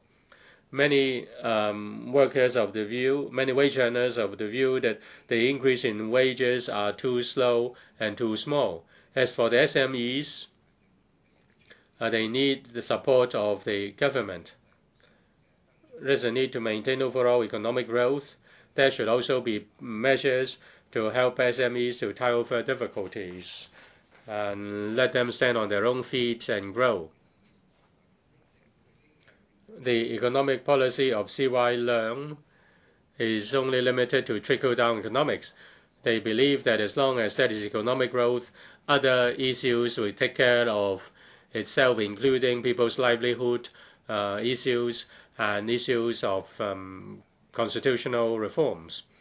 In terms of trickle-down economics, if the pie becomes bigger, everybody will benefit. But this theory has been proven wrong by many economists. George Bush Jr., in his 8 years of presidency, adhered to trickle-down economy. He substantially reduced taxes for the substantially reduced corporate taxes. There is no trickle-down. If there was no trickle-down effect, there was the dwindling of tax base, and the U.S. government debt reached $16 trillion. The administration should listen carefully to members' advice in respect of giving support to SMEs and giving support to the people. The government is not a company. It cannot just look at GDP and economic growth. It has to take care of the business environment as well as livelihood of people. Mr. Kenneth Leung. Thank you, Mr. President. I was not prepared to speak on this motion, which is very academic in nature. As Mr. Dennis Kwok said, Mr. Bernanke said that he would like to stop the QE measures. Number one, we don't know when he'll stop the QE measures. Secondly, we don't know what steps he'll take. Thirdly, we don't know the intensity of those steps. Moreover, is it worthwhile for us to trust the USA? There are so many events related to the USA. An economist Professor Lucas. His rational expectation theory is that when the Fed chairman said something, does he want to benefit U.S. banks and enterprises? Throughout the whole world, economic entities are responding. Does it mean that the banks and enterprises will do hitching so as to benefit the U.S. banks and enterprises? We should think about this in depth. That is it worthwhile to trust his remarks? That's why I did not intend to speak on the motion. Secondly, it said that the SARG should closely watch the situation to ensure the stability of our financial system. In fact, this should be done every day. Economic development should be done every day to assist the public and SMEs to tide over the financial crisis. In fact, every day we should be doing that. Now look at 1999, we had the Asian financial turmoil. In 2003, we had an economic downturn. In 2006-07, we also had a global financial crisis. In fact, what's the main reason? Is it that Hong Kong can face such huge blows? Just now some colleagues said that we should make use of fiscal policies and monetary policies to guard against such turmoil. In fact, Hong Kong is a small but open economy. Be it monetary policies or fiscal policies, although we have a multiplying effect, the overall impact would be very small. Just now, Dr. Lai-wan said why colleagues on this side did not speak on economy. In fact, the reason is about our fundamental economic structure. In Dr. Chang's remarks, she said at the end that we should work on our economic systems. In fact, Hong Kong should face the problem of transformation. If the U.S. does retreat from the market, if it tells us that next month it will retreat from the market, there won't be any more QE measures. In our financial entity, apart from property market, we also have actual entities. The U.S. economy will restore to normal. Some of our enterprises and businesses may be affected, but we also have our real-term economy to support our overall gross domestic product. The crux of the matter is that in Hong Kong, 95% of our GDP rely on the service industries. For the service industries, the only unique feature is that we have to rely on external consumption and demand, because domestic consumption is limited, and we don't have that many products for export. Therefore, be it the EU, the US, or the mainland, if a large economy retreats from the market by stopping the QE measures, that means we'll have a lot less notes or money, then we'll be in trouble. The global economic collapse is because of what? Let's not talk about Bernanke. Before him, we have Mr. Greenspan. Many people, including the U.S. economists, criticized him for, in the 1980s, excessively made use of policy loopholes, benefited banks and financial institutions. In fact, our economy is divided into two parts, the financial section and the actual economy. In many European countries, the economy had been dealt a heavy blow because their monetary systems were damaged. In Germany, why is it that their economy can be so stable in the past few years? Because they have real industries and economy. An economy cannot exist alone. Why? A few centuries ago, we already had banks. Banks are just like lubricants for the machine of real-term economy. In the 1970s, speculations emerged. Greenspan of the U.S. launched a lot of easing measures and policies, hedging and all sorts of initiatives adopted by the banks had resulted in bubbles. Banks don't need to do production. They only need to have contracts like gambling. I say the crops will rise by 50% in price. Next year, I think there will be a drought, so there will be some future purchase activities. That's why our economic entity has so many problems. If Hong Kong have no real-term economy, if we just have financial services, sooner or later we'll face a crisis, maybe in cycles of 5 years or 10 years.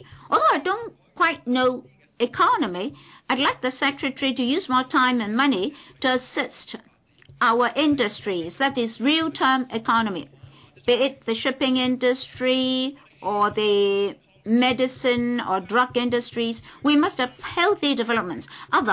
Otherwise, once every 2 to 3 years or 5 years, we'll have to face these blows. And we have to face the world's cyclic developments in economy as well.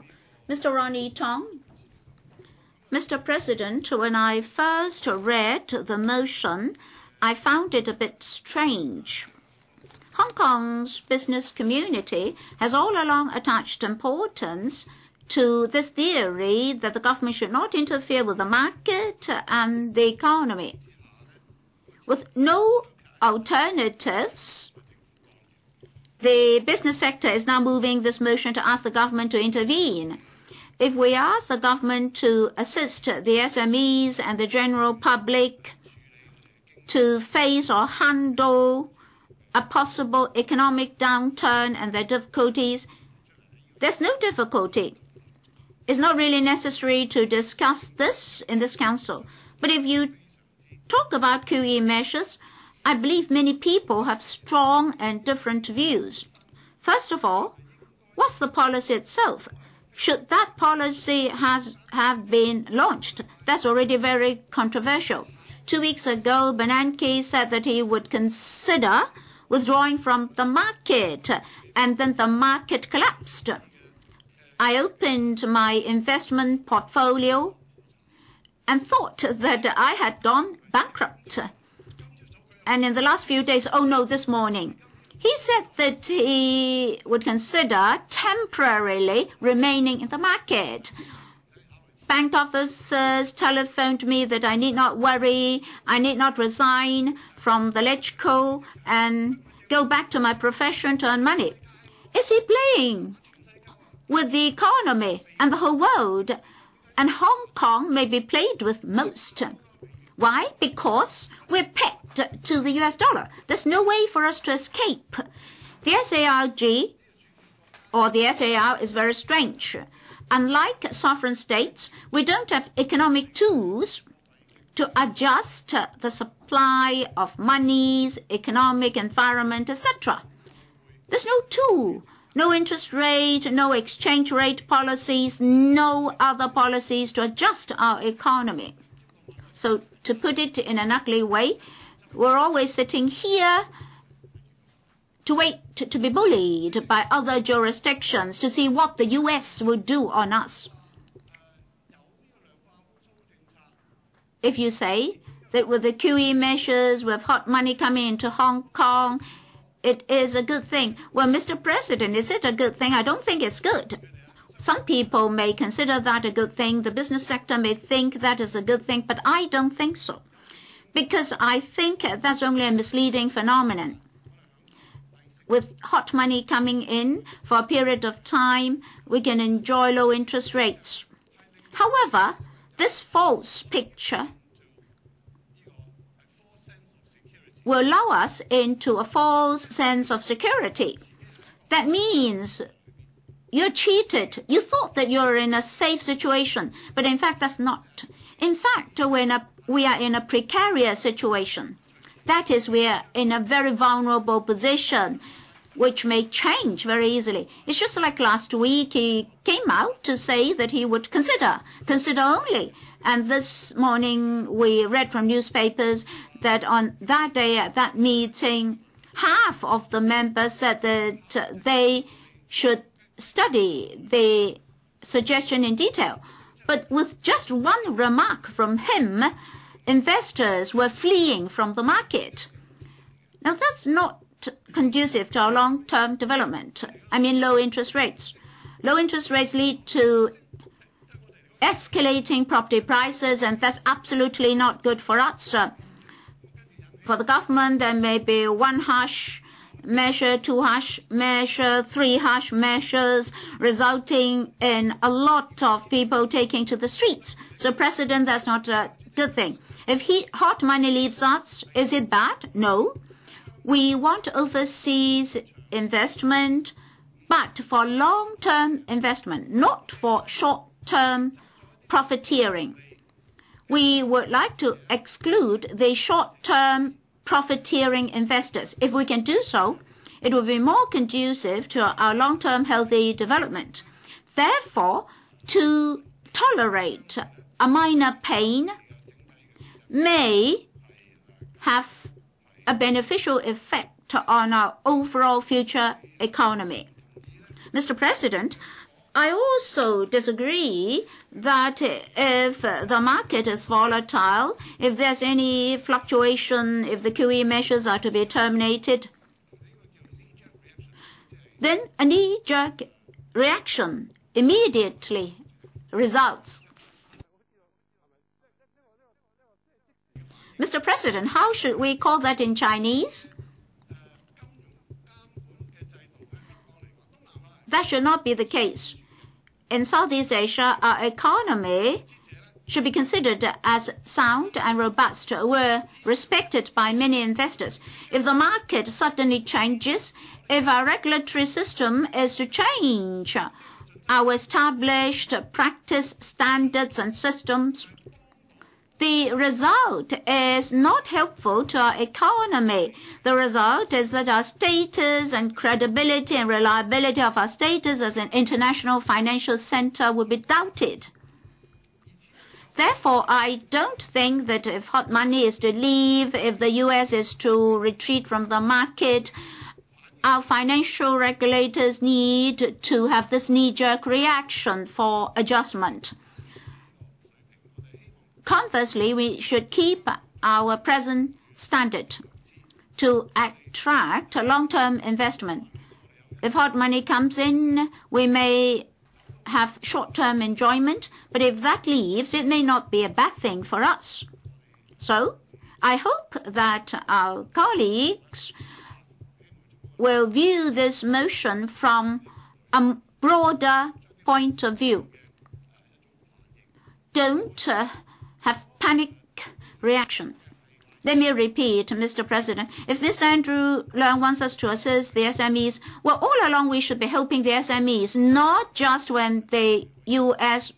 considered retreating from the market. I think the motion should be passed without controversy. Dr. Priscilla Leung, President, when we talk about the exit of the QE, many members have their own insight. I would just like to look at it from a middle-class person, from an ordinary citizen, and talk about the sentiments and how people respond to this news. Hong Kong is more like a casino.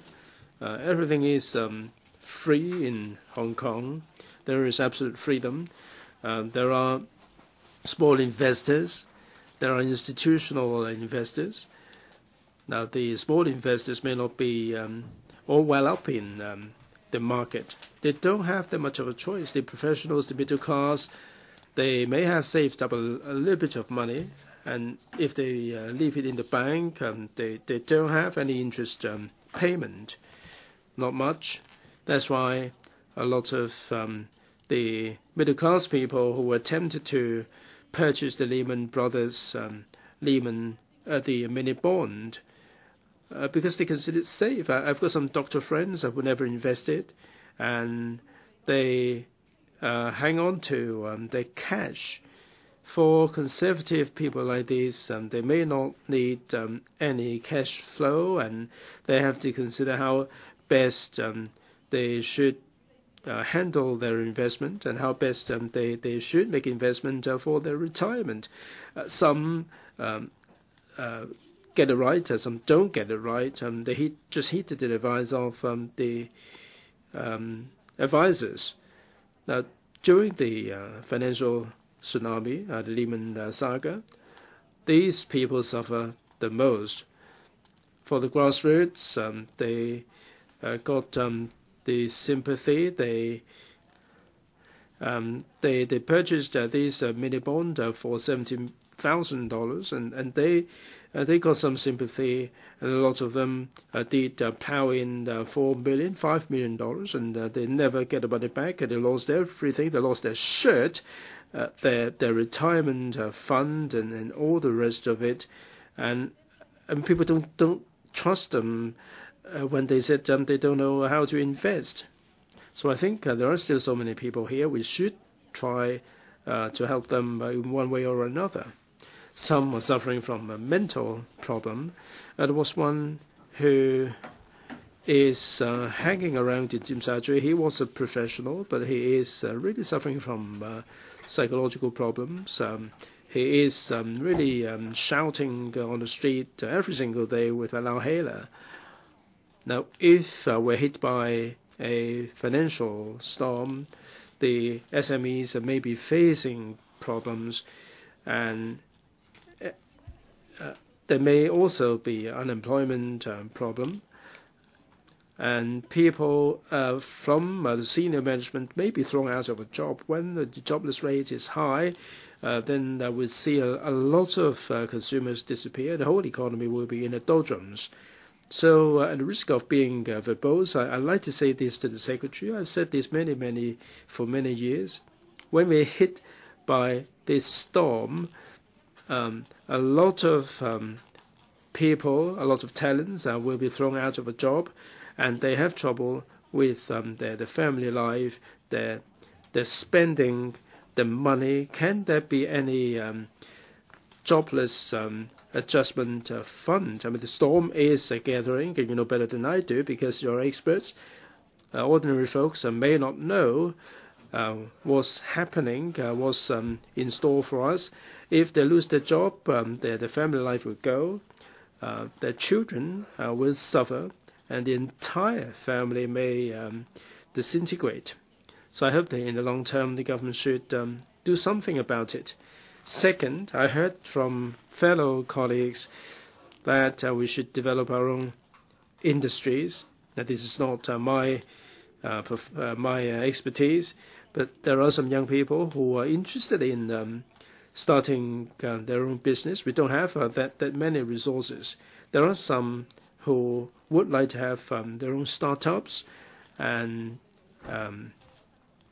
the West Kowloon Synergy did conduct some opinion polls, and some young people hope that given the right condition, they would be able to start their own enterprises or their own business. They are not really trying to start it big, but they really want to do it. There were some success stories. There were some entrepreneurs who never went to university. Mr. Bloomberg, the mayor of New York, said once that one doesn't have to be to go to university to achieve success. Now, there are some small hawkers who sell maybe peanuts on the street, and they can hit it big and create their own enterprises, and their pay may be comparable to the successful professionals. There may be a time when the blue-collar workers they can the blue-collar jobs, we can attract people into these jobs. So I've got two requests. During economic doldrums, we should offer some opportunities for the middle class to reinvent themselves. And for those who are keen to start their own business, that the government should set up an entrepreneur fund for the young people in particular, for them to have their own startups. And I hope that this is something for the long term, but this is something that should be considered in our economic development. Does any other member wish to speak? Mr. Raymond Wong. President, Mr. Ben Bernanke, Fed Chairman, recently talked about unwinding the QE, and the business sector is really crying foul. The Senior Counsel, Mr. Ron Tong, even talked about the U.S. manipulating the world. Now, with regard to the prospect of the exit of the stimulus, Hong Kong is a right-wing society. The tycoons are maybe making a lot of money, but it's got nothing to do with me. But if they go belly up, then there may be impacts on me. Now, the trickle-down effect simply doesn't work. In 2008, after the financial tsunami, various countries are launching the stimulus measures, and a lot of hot money flows into Hong Kong. This leads to inflation. The grassroots are suffering a great deal. And under the link rate system, our currency has been depreciating. The imported inflation is causing a lot of families to spend more on the daily necessities. And a lot of money is chasing the limited assets. The equity markets and property markets are rising. Rental has been increasing. There are a lot of subdivided flats appearing. The grassroots are only living in these subdivided flats which command rents higher than the luxury flats. The Gini coefficient is rising. The wealth gap is getting more serious. Assuming that the U.S. is recovering and the QE will cease, and the property prices may drop, the interest rate may hike, and people will have to tighten their belt. The economy will be dealt a blow, and it's likely that people may be retrenched, pay will be reduced, and the tycoons will have a good excuse to dock your pay, if you ask me. If the U.S. economy recovers, it will help the export market, and the grassroots are facing a lot of difficulties, and with the property prices dropping, the rental will also drop. I think this is wishful thinking. This may not be how the situation will pan out. It is because we have to look at the government's finance policy. People did have a little bit of expectation on C.Y. Leung. He came from the grassroots, and he may be a little bit left-wing. I mean, he is more rightist than you are, K.C. Chen. The grassroots fortune will depend very much on the HKSAR government. But given economic recession, the government is sacrificing the grassroots. They are robbing the poor to pay for the rich. Economic recession is the opportunity for the government to strip people of the benefits. When the economy is hitting a downturn, the FS will try to to balance the book, and there will not be any increases in the benefits. The CS, Mrs. Carrie Lam, was Director of Social Welfare, and she started slashing the CSSA and the fruit money. Michael Soon, Secretary for Housing and Land, launched measures to stop HOS, and the property tycoons are getting richer. Property hegemony, collusion between the government and the business sector started from that day. I hope that the SAR government officials, the government is sitting on colossal, bountiful reserves. You have to search your conscience. During economic downturn, you should not reduce the social security protection, the CSSA benefits, health protection, and the disability allowance, the transport subsidy, and so on. Now, there is the prospect of an unwinding of the QE. We have a sense of crisis.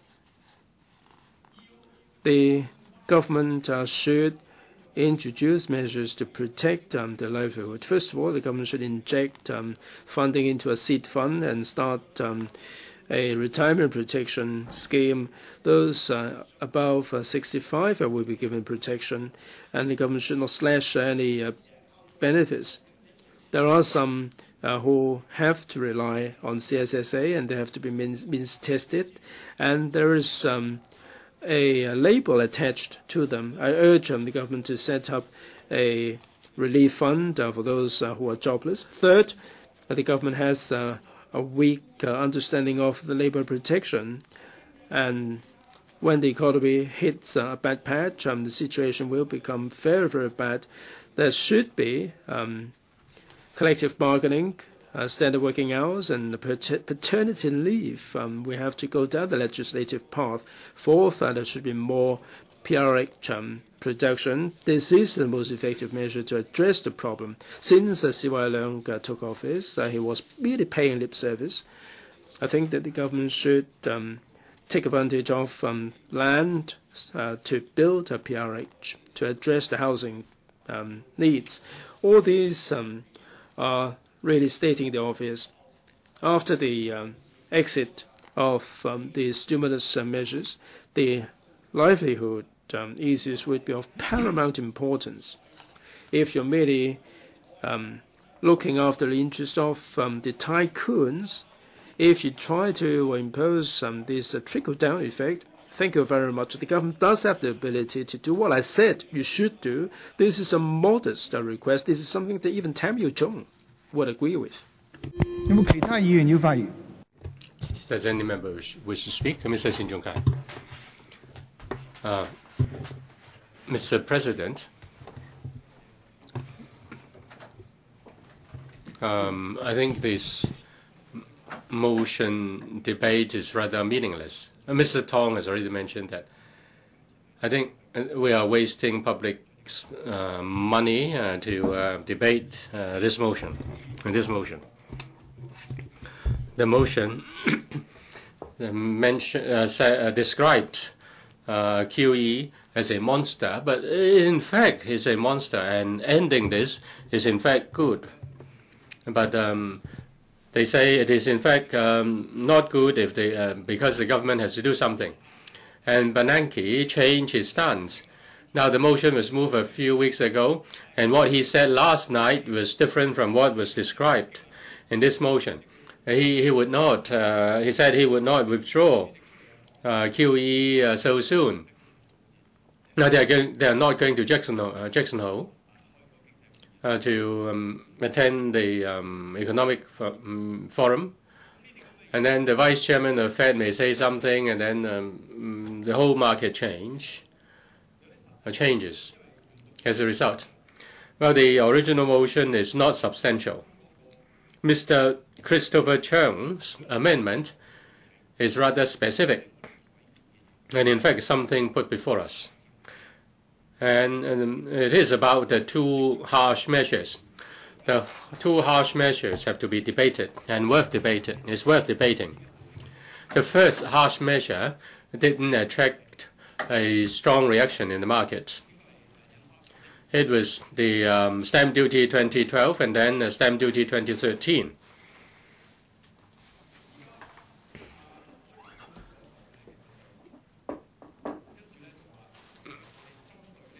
according to Mr. Chen Wah-fong, Christopher Chung, the two stamp duty measures should be withdrawn in a timely manner. He didn't mention what's meant by timely, maybe 1 year or 2 years, or 1 month, 2 months. That's something that has to be debated. The bill is still in this council, scrutinized by this council. On this point, the administration should give more explanation. A few days ago, the administration said that it was not the time, and then after they marched, the administration is now considering a response. These are specific measures.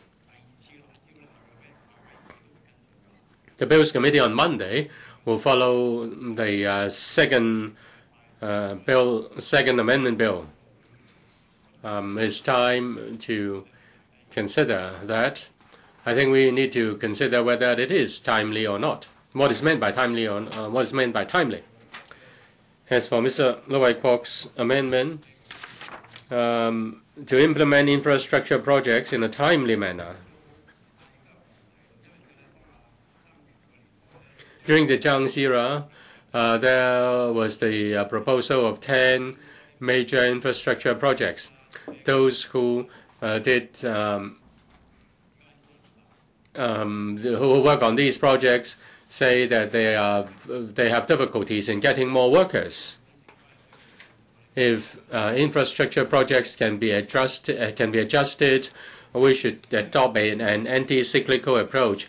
When the market is buoyant, we should slow down the infrastructure projects. Now we have a shortage of construction workers. Should we launch more infrastructure projects, or should we wait for the existing infrastructure projects to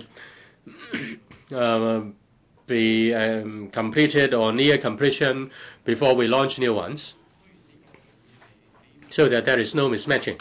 Yes, the motion is meaningless, but there is no reason to oppose the motion or the amendments. They are not specific. They are very general.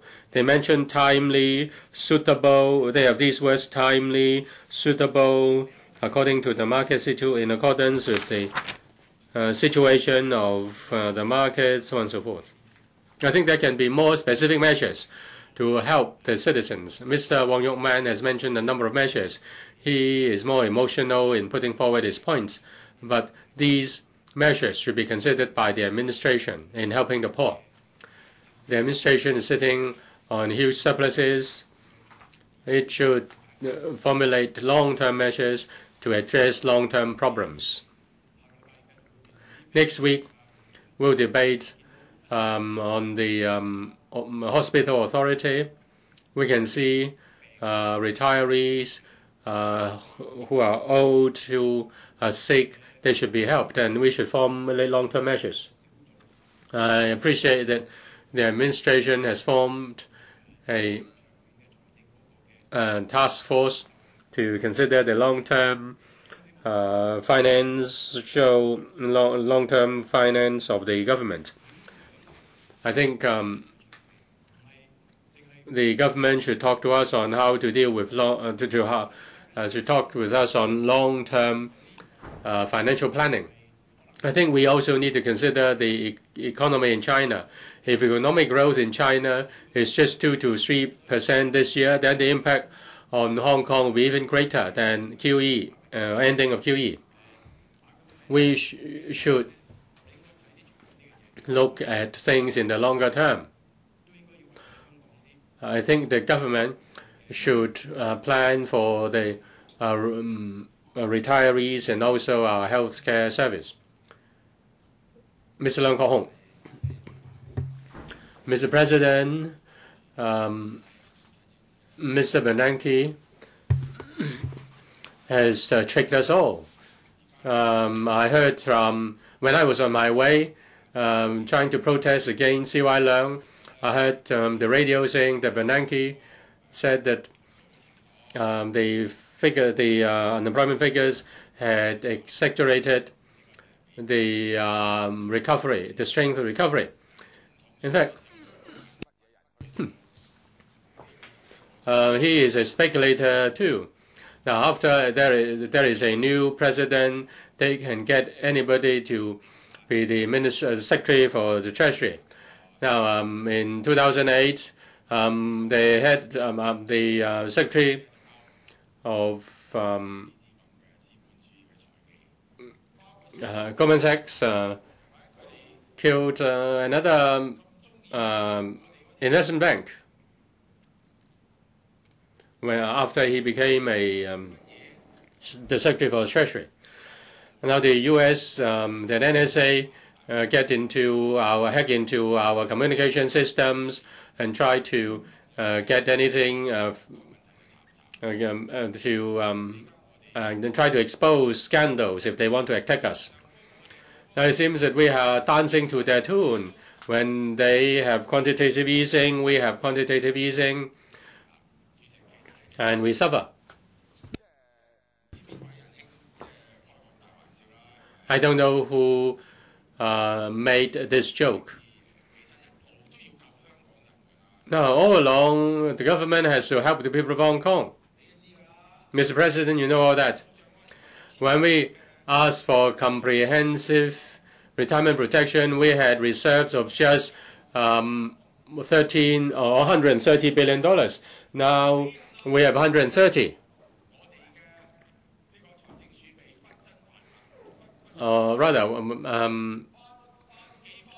Now we have our reserves doubled and doubled. And we have a low tax rate. And the government is making a lot of money. So the rich is making even more money. Mr. President, you can recall when you were a member of the Provisional LegCo or when you were a member of LegCo, when I was in the public gallery, I threw things at C.Y. Tong. I criticized him for saving the market but not saving people. Now there is CEPA. Before the communists joined the WTO, how could before they had they became the factory of the world. There was no money to brought to Hong Kong for speculation. Now they joined WTO. They had money. They become the world's factory. And Donald Trump was asked to do more to strengthen the economy. There's six industries with major industry advantages didn't work. We asked him to invest in green industry. He didn't do it. Our R&D was poor, yet the PolyU got that electric car. Now, when the mainland electric car came to Hong Kong, they plugged into the socket, the car was on fire. In Hong Kong, we provide a casino. Offshore renminbi market. It's a casino. Hot money from the mainland is brought into Hong Kong. Hong Kong becomes a place for money laundering. The offshore renminbi market is a market for money laundering.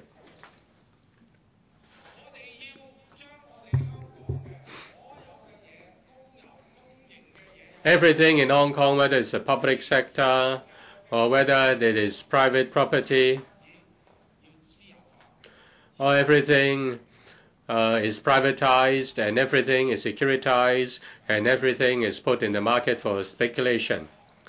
Now people ask how one should do with the QE withdrawal. You vote for building Qianhai, the Loop, Kowloon East, and also the express rail, and also the site of the express rail X-rail station. And now you are going to build an express rail which is connecting nowhere, and the one who proposed that in the mainland was about to be shot. Is about to be shot. When the market is going up, you have money to gamble, and you hit the jackpot, you are happy. As said by the DAB during the Lehman Brothers in the hearing in 2003, IMF asked us to be careful. KK Chan should know, and then HSBC withdrew, and then the Bank of China picked up the mess. We asked you to do something concrete, build more when you have money, when there is not much inflation. Build more houses, build more public housing, invest more in green industries, invest more in high technology industry, and provide trustworthy products. Don't just sell baby formula. You only charge commissions. Charging commission is useless. Even if you sell $10 billion of goods, you only get 1%. That is a very small sum, a small cut. They ask you to create a buoyant market in order to deal with quantitative easing. Now they ask you to save them. Provide comprehensive retirement protection, build more public housing. Does any member wish to speak? Mr. Andrew Leung, you may now speak on the amendments. Mr. President, I thank Mr. Chung, Christopher Chung, Mr. Leung-sing, and Mr. Wai-kwok for moving my amendments. My party member, Mr. Christopher Chung, comes from the financial sector. He is an expert in this regard. In his amendment, he urged the administration to withdraw the two harsh measures in a timely manner. This is in line with our view. When the administration launched the BSD and SSD, we told the administration that it would seriously undermine free market economy, increase the burden of small owners. If you look at the number of property transactions, you can see that after the harsh measures, there is no decline, no substantial drop in property prices, but a substantial drop in transactions. And the funds are moving to the low end, and those who want to buy property are suffering because they can only affect property at the low end. And if they buy the low end property with the high price in the future, they will suffer if there's a collapse in the property market. I hope the administration will learn from its previous mistakes, and there should be suitable measures to deal with the problems. As for Leung-sing's amendment, it has described the current economic situation. It mentions supporting the businesses.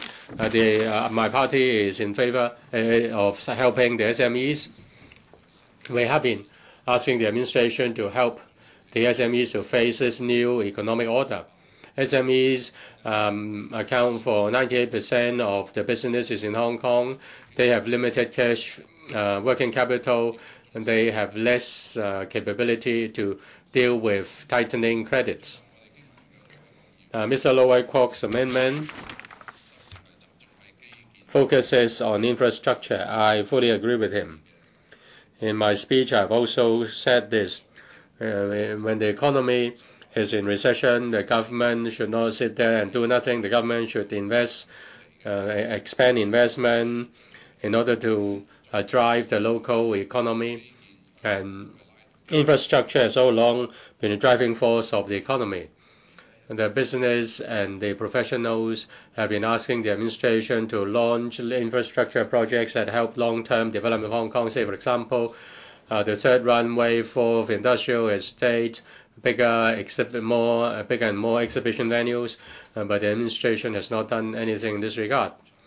Time for large-scale infrastructure project is very long, and if timing is not appropriate, one will miss the opportunity. We will miss the opportunity, and that will affect the economic growth of Hong Kong.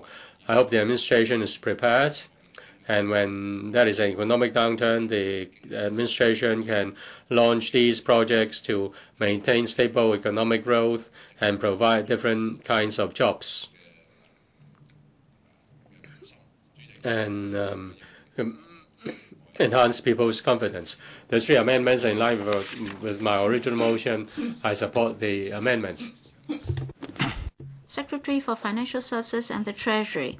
Mr. President, I'd like to thank members for speaking on the impact of the U.S. ending the quantitative easing measures and have offered us invaluable advice. Hong Kong is an international financial center, so to a great extent, we're affected by the international economy. Therefore, we closely watch the world economy, changes in currencies, as well as their impact on Hong Kong's economy. In their speeches just now, honorable members mentioned the impact of external impacts. In fact, this is not the first time this is to happen. It's said that this is something to do with our economic structure because we are service industry oriented. Therefore, we'll follow the trends of other economies. That's worthy of a discussion. We'll, of course, support more value-added industries as well as diversification of industries. That's a policy objective. But we must not disregard the fact that the industries themselves are real-term economic entities. Service industries are also real economies. Of course, we have to maintain a good regulatory regime for our industries and businesses. Throughout the whole world, industries have to face global market changes. Their performances do not seem to be better than ours. As an open and small economy, our buyers will also be part of this external market. So how to allow Hong Kong's economy to continue to grow has always been the concern of the government. As for QE, as I said in my opening remarks, the impact is that asset prices rose and instability of the financial market. We don't see the confidence from enterprises about their future prospects. So volatility has always been our concern. On many occasions, many members of the public forecast that QE measures will not continue endlessly. Once the U.S. and other advanced economies reduce their bond purchases or asset purchases, the whole world's economic trend will reverse and will be subject to fluctuations. And globally, recently, there's this volatility in the stock market. So we must not disregard the risks brought to our property market, for example. Of course, we would like the U.S. Fed to give a more certain future route map and timetable such that the scaling down of QE measures can be done orderly so as to reduce the impact on global economies. Of course, recent remarks of the Fed might not have brought forth certainties, but uncertainties. Well, let's look back at our own initiatives. The government and the regulatory authorities will look at market changes from various perspectives, including foreign exchange, market liquidity, risks, local markets, as well as their derivatives and risk management, etc., etc. There are a number of platforms to discuss the latest development of regulation. Our regulatory authorities will keep in contact with their overseas counterparts to understand the operation and financial position of overseas financial institutions to see whether risk would result to our market. As for our shock-proof ability, starting from 2009, the Hong Kong MA launched 6 rounds of prudent anti-cycle regulatory measures for property mortgage loans, wherein when necessary, the authorities would adopt appropriate regulatory measures to ensure our banks and financial institutions can guard against interest rates rise as well as deterioration of the mainland market, etc. Although the exchange rate of the Hong Kong dollar has remained stable and there's no evidence of huge outflow of capital, we must not disregard the fact that capital flow may be reversed. Therefore, the Hong Kong MA will closely monitor market developments. If there's huge capital outflow under the exchange rate system, we'll be able to meet with the impacts. For example, our accumulative surplus will be able to hedge against the reverse trends so as to maintain the Hong Kong dollar at a stable rate. We'll closely monitor the market and transactions.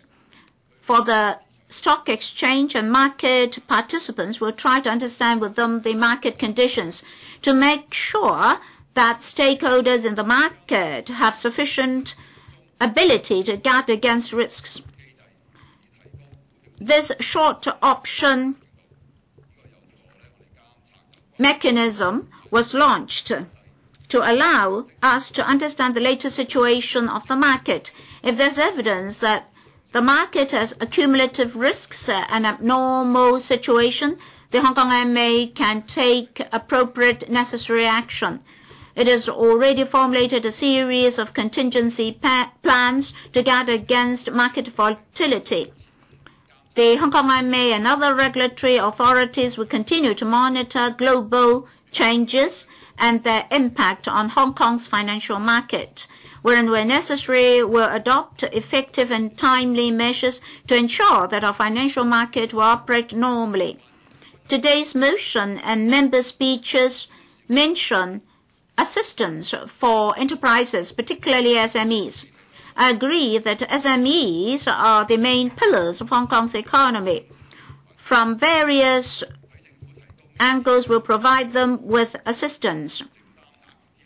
The administration has provided a $100 billion worth of credit guarantee. The Hong Kong Mortgage Corporation Limited has already extended the application period for the special concession under the SME Financing Guarantee Scheme by a year to the end of February 2014 to provide 80% credit guarantee for them to take out loans from the market. As at the end of May 2013, the initiative has already approved over 6,800 applications involving over $23 billion worth of credit guarantee. We'll continue to closely monitor the external economic markets as well as Hong Kong's financial situation and review all relevant initiatives. As in the past, we will consider all factors, including aspirations from the market and the industries, and formulate supportive measures. In order to alleviate public burdens, we have increased children allowance, tax concessions, rates concessions, electricity subsidy, 1 month extra subsidy, and 2 months of PRH rent, etc. Besides, to enhance the quality of public services and the living standards of our public, our overall expenditure will rise by 17%. Recurrent expenditure will rise by 11%. Welfare expenditure will increase by over 30%. We have to ensure that we have sufficient fiscal reserve to meet with contingencies so that we can have a buffer when there's an economic downturn. In recent years, we've been facing excessively low interest rates, flooding of liquid capital, as well as a heated property market. For the heated property market in October 2012, the administration launched special initiatives, that is the buyer stamp duty and the special stamp duty, to curb speculations and to give priority to taking care of the home ownership needs of Hong Kong permanent residents. In 2013, we again had a heated market, and in February, we have another round of measures, including doubling the ad valorem stamp duty to enhance demand management and cool the property market. We noted that after those initiatives, the property market seems to be cooling down. However, the market is still volatile, given the low interest rate and the huge capital in the market. The bubble risk of the property market should not be disregarded. The government will continue to make reference to a number of factors, including the external environment, property prices, affordability of the public for properties, number of transactions, domestic flat supply, speculation activities, etc., to closely monitor the development of the property market. I'd like to emphasize again that the QE measures of the U.S.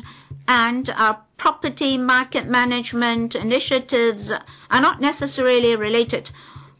The U.S. situation is different. For Hong Kong, we'll timely and appropriate adjust our management measures. Under the present environment, the demand management initiatives must exist. If just because of one factor, we easily and readily adjust our policies on the property market may react excessively, unnecessarily. That's not conducive to Hong Kong's economy. At the moment, we have special initiatives for a special period. We have to timely and appropriately adjust the property market. In the relevant stamp duty ordinance, we already said that in future we'll use subsidiary legislation and the negative vetting mechanism to adjust the stamp duties. By enhancing the buyer stamp duty and special stamp duty, after they've been implemented for a year, we'll conduct a review and report to the LegCo. President, the global economy is still disturbed by uncertainties. The prospect is not optimistic. The capital market may fluctuate heavily. Here, I'd like to appeal to ordinary citizens and investors that when they make investments, they have to be extra care to do risk management well. The government will focus its efforts in meeting all challenges, will master opportunities well to enhance Hong Kong's international competitiveness. Wherein necessary, the government will have no hesitation in launching initiatives to maintain the stability of the financial market and the economy. Thank you. Mr. Christopher Chung, would you move your amendment? Mr. President, I move that Mr. Andrew Leung's motion be amended. I now propose question 2, and that is that the amendment moved by Mr. Christopher Chung to Mr. Andrew Leung be passed. I now put the question 2 as stated. With those in favor, please raise your hands. Those against, please raise your hands. I think the question, Mr. Kenneth Leung claims a division. The bell will ring for 5 minutes.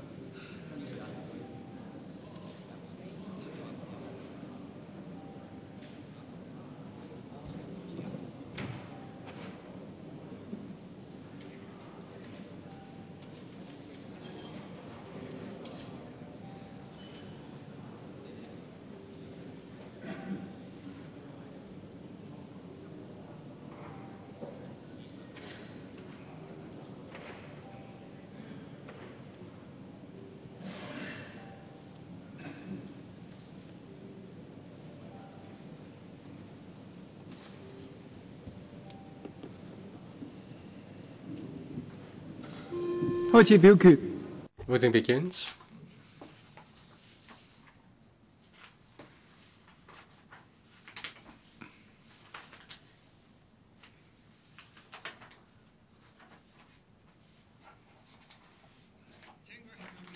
Please share your votes.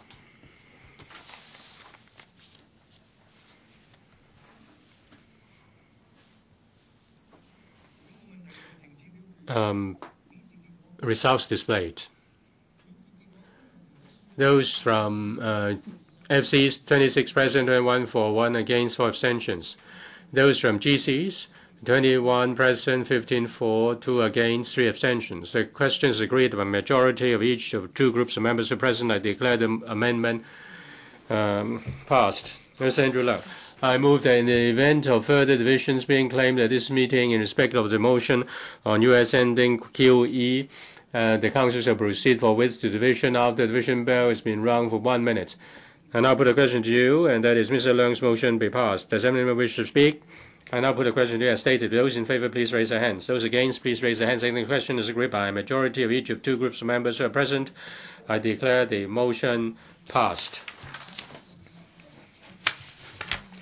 I order that in the event that the division is claimed in respect of the motion amendment on United States ending quantitative easing measures, the Council shall proceed immediately to a division after the division bell is rung for 1 minute. Since Mr. Christopher Chung's amendment has been passed, Mr. Leung-sing has withdrawn his amendment. Mr. Wai-kwok, since Mr. Christopher Chung's amendment has been passed, please move your amendment. Mr. President, I move that my revised amendment.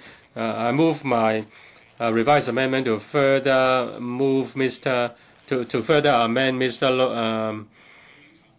Leung's motion as amended by Mr. Chung. This is to urge the administration to suitably introduce various infrastructure projects and also some textual amendment. I now put a question to you, and that is Mr. Wai-kwok's amendment to Mr. Christopher Chung's, Mr. Andrew Leung's amendment to motion amended by Mr. Christopher Leung be passed. I think the question is agreed by majority of each of 2 groups of members who are present. I declare the amendment passed.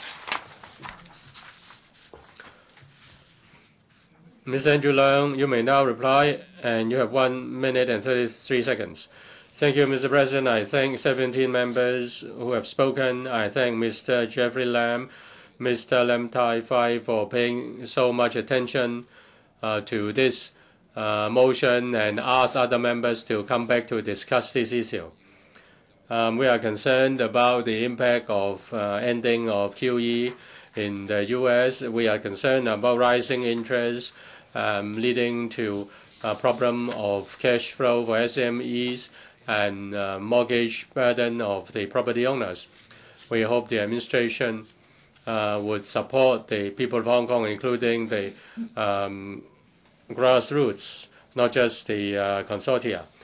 I thank the Secretary for his positive reply. Many members asked for withdrawal of the 2 harsh measures because they are concerned about negative equity and also the impact on cash flow of SMEs. Mr. Kenneth Leung asked for strengthening the real economy. I support that. And Mr. Ronnie Tong, my good friend, said that bankers said that he was supposed to go bankrupt, and then after a week, the market rose 500 points, and he is now in trouble. I hope that Mr. Tong will adhere to his business because he's a good barrister.